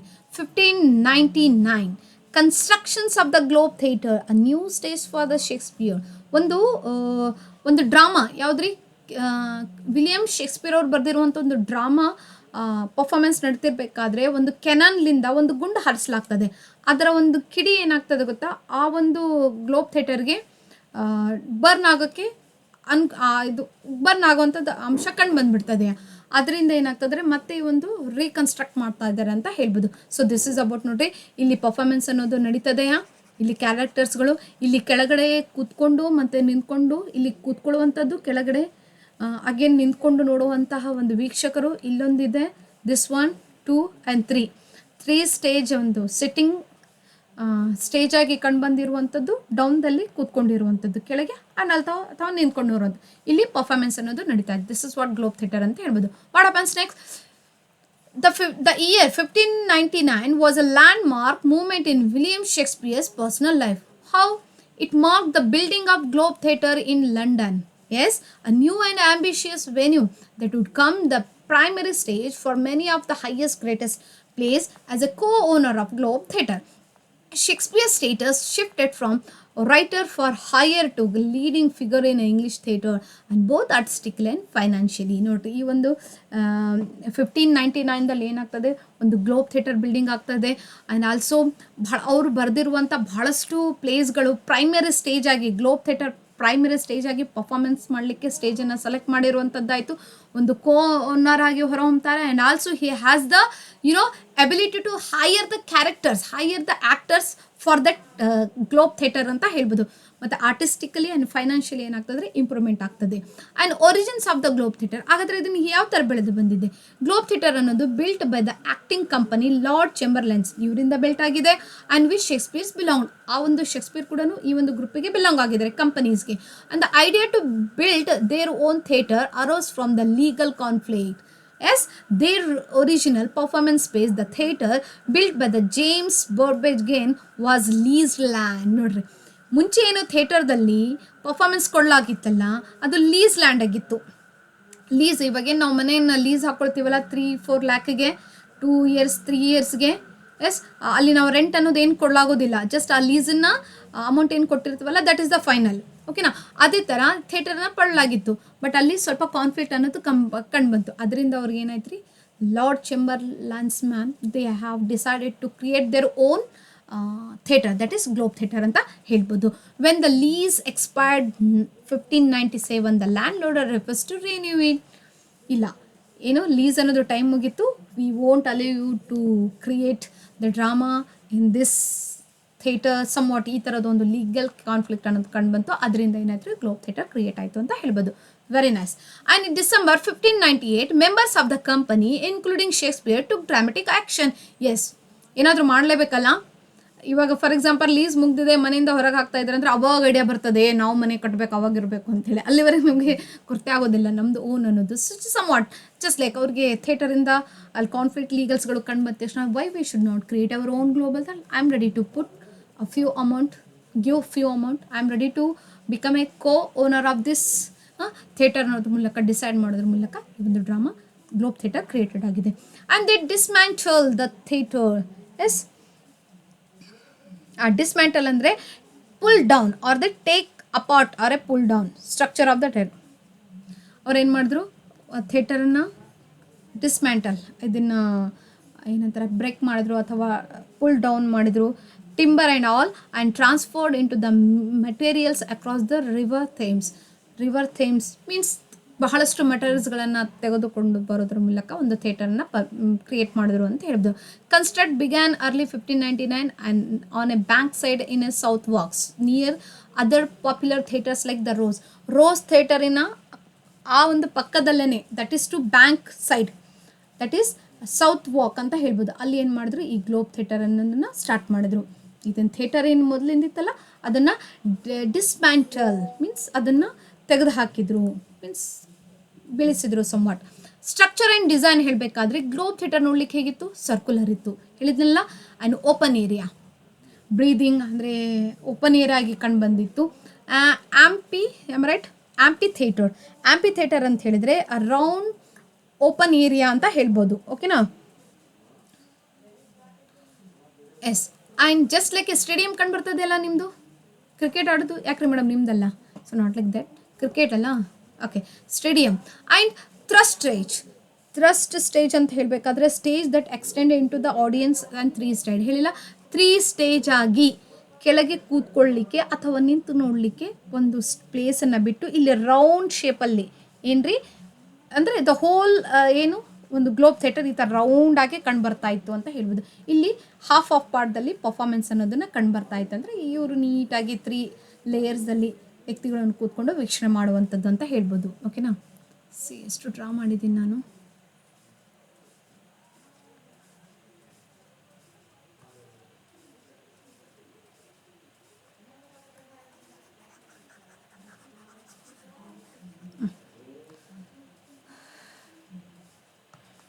Next, and theatre was a circular open area amphitheater, 3 layers setting stage ಆಗಿ ಕಂಡು ಬಂದಿತ್ತು. ಥ್ರಸ್ಟ್ ಸ್ಟೇಜ್ ಅಂತ ಹೇಳಬೇಕಾದ್ರೆ ಅದು ಆಲ್ಮೋಸ್ಟ್ ಏನಿತ್ತು ರೀ, ಒಂದು 3 ಬದಿಯಲ್ಲಿ ಕ್ರಿಯೇಟೆಡ್ ಆಗಿರುವಂಥ ಸ್ಟೇಜ್, ಓಪನ್ ಏರಿಯಾ ಅಂತ ಹೇಳ್ಬೋದು, amphitheatre. And surrounded by the 3 tiers of seating as standing spectators, ನಿಂತು ನೋಡುವಂಥದ್ದು ವೀಕ್ಷಣೆಗೋಸ್ಕರ ಗ್ರೌಂಡಿಂಗ್ ಅನ್ನೋದಿತ್ತು. ಇಟ್ ಕುಡ್ ಬಿ ಅಕೊಮೊಡೇಟ್ ಅಂದರೆ ಏನು, 3000 people, massive capacity of the time, 3000 people once visit ಮಾಡಿ ಅದನ್ನು ವೀಕ್ಷಣೆ ಮಾಡ್ಬೋದಿತ್ತು. Design was the both practical and a dramatic with a trap door, heavens, canopy and the balcony. Trap door ಅಂದರೆ hidden door ಆಗಿ ಕಂಡು ಬಂದಿತ್ತು, ಮತ್ತು ಹೆವನ್ಸ್ ಕ್ಯಾನೋಪಿ ಅಂತ ಹೇಳಿದ್ರೆ ಆ ಒಂದು ಸ್ಟೇಜಿನ ಮೇಲೆ ಏನು ಒಂದು ರೂಫ್ ಏನು ಕಂಡು ಬರ್ತಾ ಇತ್ತಲ್ಲ ಅದು ಬಹಳಷ್ಟು ಡೆಕೋರೇಟಿವ್ ವೇದಲ್ಲಿ, ಹೆವನ್ ವೇದಲ್ಲಿ ಅದನ್ನು ಏನು ಮಾಡ್ತಿದ್ರಿ, ಜಸ್ಟ್ ಲೈಕ್ ಕ್ರಿಯೇಟ್ ಮಾಡ್ತಿದ್ರು, ಪೇಂಟಿಂಗ್ ಮಾಡ್ತಿದ್ರು ಅಂತ ಹೇಳ್ಬೋದು. ಬ್ಯಾಲ್ಕನಿ ಅನ್ನೋದು ಕಂಡು ಬಂದಿತ್ತು. And Shakespeare co-owner, so Shakespeare was not merely the playwright, he was also shareholder of the Globe theatre. ಕೇವಲ ಅವ್ರು ಪ್ಲೇ ರೈಟರ್ ಆಗಿ ಅಥವಾ ಪೋಯಿಟ್ ಆಗಿ ಅಷ್ಟೇ ಹೊರಹೊಮ್ಮಿಂದಿಲ್ಲ, ಆ್ಯಸ್ ಎ ಶೇರ್ ಹೋಲ್ಡರ್ ಆಗಿ ಗ್ಲೋಬ್ ಥಿಯೇಟರ್ಗೂ ಬಂದಿದ್ರು, ಶೇರ್ ಹೋಲ್ಡರ್ ಆಗಿ ಕಂಡು ಬಂದಿದ್ರು. This meant he earn portion of the profits from the ticket sales, increasing his wealth and autonomy. Very nice. ಟಿಕೆಟ್ಸ್ಗಳಲ್ಲಿ ಎಸ್ 300 ಟಿಕೆಟ್ಸ್ ಬಂದಿದೆ, 150 ಇವ್ರಿಗೆ, ಅನದರ್ ಪರ್ಸನ್ ಅವನಿಗೆ ಅಮೌಂಟ್ ಅನ್ನೋದು ಕಂಡು ಬರ್ತಾ ಇತ್ತು. A part of owner he had, ಅಂದರೆ ಅದರಿಂದ ವೆಲ್ತ್ ಅಟಾನಮಿ ಅನ್ನೋದು ಭಾಳಷ್ಟು ಗಳಿಸಿದ್ರು. And he had vested interest in the success of the plays and business theatre which ensured consistent production of his works as creative control over staging and casting, long term financial security. ಇದರಿಂದ ಅವಳು long term ಅನ್ನೋದು ಬಹಳಷ್ಟು ಪ್ರಸಿದ್ಧತೆ ಬಂತು. Very easy ಇದೆ. Okay, major plays first perform at the Globe. ಹಾಗಾದರೆ globe ಥಿಯೇಟರ್ದಲ್ಲಿ first performance ಕೊಟ್ಟಿರುವಂಥ ಡ್ರಾಮಾಸ್ಗಳು ಯಾವುವು ಅಂದರೆ ಅರೌಂಡ್ 1599ದಲ್ಲಿ debut of Shakespeare's most iconic plays likely performed for the first time on the stage of the new globe, that is Julius Caesar. Very nice, one of the first plays performed theatre. ನೋಡ್ರಿ, Globe ಥಿಯೇಟರ್ದಲ್ಲಿ first play performance ಕೊಟ್ಟಿರುವಂಥದ್ದು William ಶೇಕ್ಸ್ಪಿಯರಿಯನ್ನ work ಯಾವುದು, drama ಯಾವುದು ಅಂತ ಹೇಳಿದ್ರೆ undoubtedly that is Julius Caesar ಅಂತ ಹೇಳ್ಬೋದು. Its use of dramatic effects like thunder and crowds, definite ಅದನ್ನು ಬಳಕೆ ಮಾಡೋದ್ರ ಮೂಲಕ ಪರ್ಫಾರ್ಮೆನ್ಸ್ ಕೊಟ್ಟಿರುವಂಥದ್ದು. ಫಾರ್ ಎಕ್ಸಾಂಪಲ್ ನಮ್ಮ ಊರಲ್ಲಿ ಅಂದರೆ ಹಳ್ಳಿಗಾಡಿನಲ್ಲಿ ಜಾತ್ರೆ ಏನಾದರೂ ನಡಿಬೇಕಾದ್ರೆ ನಾಟಕ ರಂಗ ಅಂಥೇಳಿ ಬರ್ತಾರೆ, ಹೌದಾ? ಆ ನಾಟಕ ರಂಗದಲ್ಲಿ ವೀಕ್ಷಣೆ ನೈಟ್ ಟೈಮಲ್ಲಿ ಹಾಕ್ತಾರೆ. ಓಕೆನಾ, ಆ ಹಿಂದೆ ಪರದೆ ಆಯಿತು, ಕ್ಯಾರೆಕ್ಟರ್ಸ್ ಆಯಿತು, ಮ್ಯೂಸಿಕ್ ಆಯಿತು, ಅದೆಲ್ಲ ಕಂಟಿನ್ಯೂಸ್ ಆಗಿ ನಡೀತದೆ, ಬೆಳಗ್ಗೆ ತನಕ ಮಾಡ್ತಿರ್ತಾರೆ, ಒಂದು ಡ್ರಾಮಾ ನಡೀತಿರ್ತದೆ ಅಂತ ಹೇಳ್ಬೋದು. ಓಕೆನಾ, ಆ ಥರದ ಒಂದು ಅಪಿಯರೆನ್ಸ್ ಆಯಿತು, ಒಂದು ಶೋ ಮಾಡುವಂಥದ್ದು ಅಂಶ ಇಲ್ಲಿ ಕಾಣ್ತೀವಿ ಅಂತ ಹೇಳ್ಬೋದು. As you like it. And Henry V, when the references theatre can this cockpit hold the vast, okay, Henry V. And the next later Globe Theatre premieres include the Hamlet, Othello, King Lear, Macbeth and Twelfth Night. Very nice. The 4 greatest tragedies ನೋಡ್ರಿ, Hamlet, Othello, King Lear and Macbeth ಅಂತ ಹೇಳ್ಬೋದು. 12th Night ಕೂಡನು. And the Globe provided Shakespeare with the creative home where he could develop plays with a complex staging, emotional range and audience engagement. Very nice.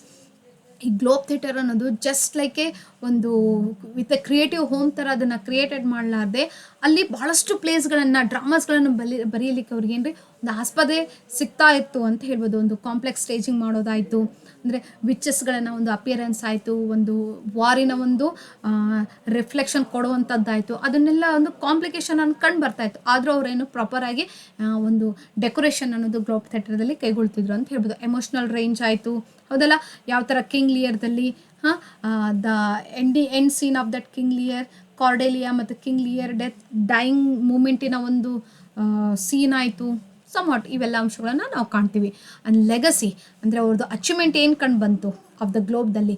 Original Globe was destroyed by the fire in 1630. ನೋಡ್ರಿ 1630ದಲ್ಲಿ ಅಚಾನಕ್ಕಾಗಿ fire ಕಂಡು ಬರ್ತದೆ. ಯಾವುದು? King Henry, ಅಂದರೆ Henry 5, 6, 7, 8 Henry 8ನ ಒಂದು drama performance ಕೊಡ್ತಿರ್ಬೇಕಾದ್ರೆ ಆ ಕೆನಾನ್ಲಿಂದ ಕಂಡು ಬಂದಿರುವಂಥ ಒಂದು ಗುಂಡಿಗೆ ಹೊಡೆತಕ್ಕೆ ಒಂದು ಲೈಟಾಗಿ ಸ್ಪಾರ್ಕ್ಲಿಂಗ್ ಆಗ್ತದೆ ಫೈರ್. ಅದರಿಂದ ಗ್ಲೋಬ್ ಥಿಯೇಟರ್ ಏನಾಗ್ತದೆ, ಬರ್ನ್ಔಟ್ ಆಗ್ತದೆ ಅಂತ ಹೇಳ್ಬೋದು. ವುಡ್ಡಿಂದ ಕ್ರಿಯೇಟೆಡ್ ಆಗಿರುವಂಥದ್ದು. ಅದರಿಂದ ನೆಕ್ಸ್ಟ್ ರೀಬಿಲ್ಟ್ ಮಾಡ್ತಾರೆ. ಅಂದರೆ 1613ದಲ್ಲಿ ಗ್ಲೋಬ್ ಬರ್ನ್ ಆಗಿರುವಂಥದ್ದು. 1614ದಲ್ಲಿ Shakespeare's company now King's man continued performing theatre rebuilt ಮಾಡ್ತಾರೆ. ಅದೇನಾಯ್ತು ರೀ, ಶೇಕ್ಸ್ಪಿಯರ್ಸ್ ಒಂದು ಕಂಪನಿ ಇವಾಗ ರೀನೇಮ್ ಆಗಿ ಯಾವ್ದು ತಗೊಳ್ತಾರೆ ರೀ, ಕಿಂಗ್ಸ್ ಮ್ಯಾನ್ನ ಒಂದು ಕಂಪನಿಯಾಗಿ ಹೊರಹೊಮ್ತಾರೆ ಅಂತ ಹೇಳಬಹುದು. ಓಕೆನಾ? So this is how for the reference of reason behind burn this globe theatre ಅಂತ ಹೇಳಬೇಕಾದ್ರೆ ಅಲ್ಲಿ ಯಾವುದು ಕೈವಾಡ ಅನ್ನೋದು ಕಂಡು ಬಂದಿರಲಿಲ್ಲ. ಬಟ್ ಅಚಾನಕ್ಕಾಗಿ ಕಂಡು ಬಂದಿರುವಂಥದ್ದು ಬರ್ನಿಂಗಿನ ಒಂದು ಆಧಾರದ ಮೇಲೆ ಗ್ಲೋಬ್ ಥಿಯೇಟರ್ ಸ್ಪಾಯ್ಲ್ ಆಗಿದ್ದು ಅಂತ ಹೇಳ್ಬೋದು. ಆ modern reconstructions Shakespeare's Globe opened in 1997 near the original site and it is major cultural institution today ಅಂತ ಹೇಳ್ಬೋದು. ಮಾಡರ್ನ್ ಮತ್ತೇನು ಮಾಡಿದ್ದಾರೆ, ಅದೇ ಒಂದು ಗ್ಲೋಬ್ ಥಿಯೇಟರ್ನ ರೀಕನ್ಸ್ಟ್ರಕ್ಷನ್ ಮಾಡೋದ್ರ ಮೂಲಕ ಶೇಕ್ಸ್ಪಿಯರ್ಸ್ ಗ್ಲೋಬ್ ಅಂಥೇಳಿ ಟೈಟಲ್ ಕೊಡಲಾಗಿದೆ ಅಂತ ಹೇಳ್ಬೋದು. ಓಕೆನಾ? ಸಚ್ ಎ ಬ್ಯೂಟಿಫುಲ್ ಸ್ಟೋರಿ ಅಥವಾ beautiful explanation about the life of William Shakespeare spending in globe theatre ಅಂತ ಹೇಳ್ಬೋದು. ಓಕೆನಾ?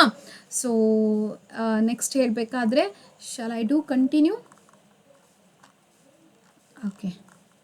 Okay, we'll stop here.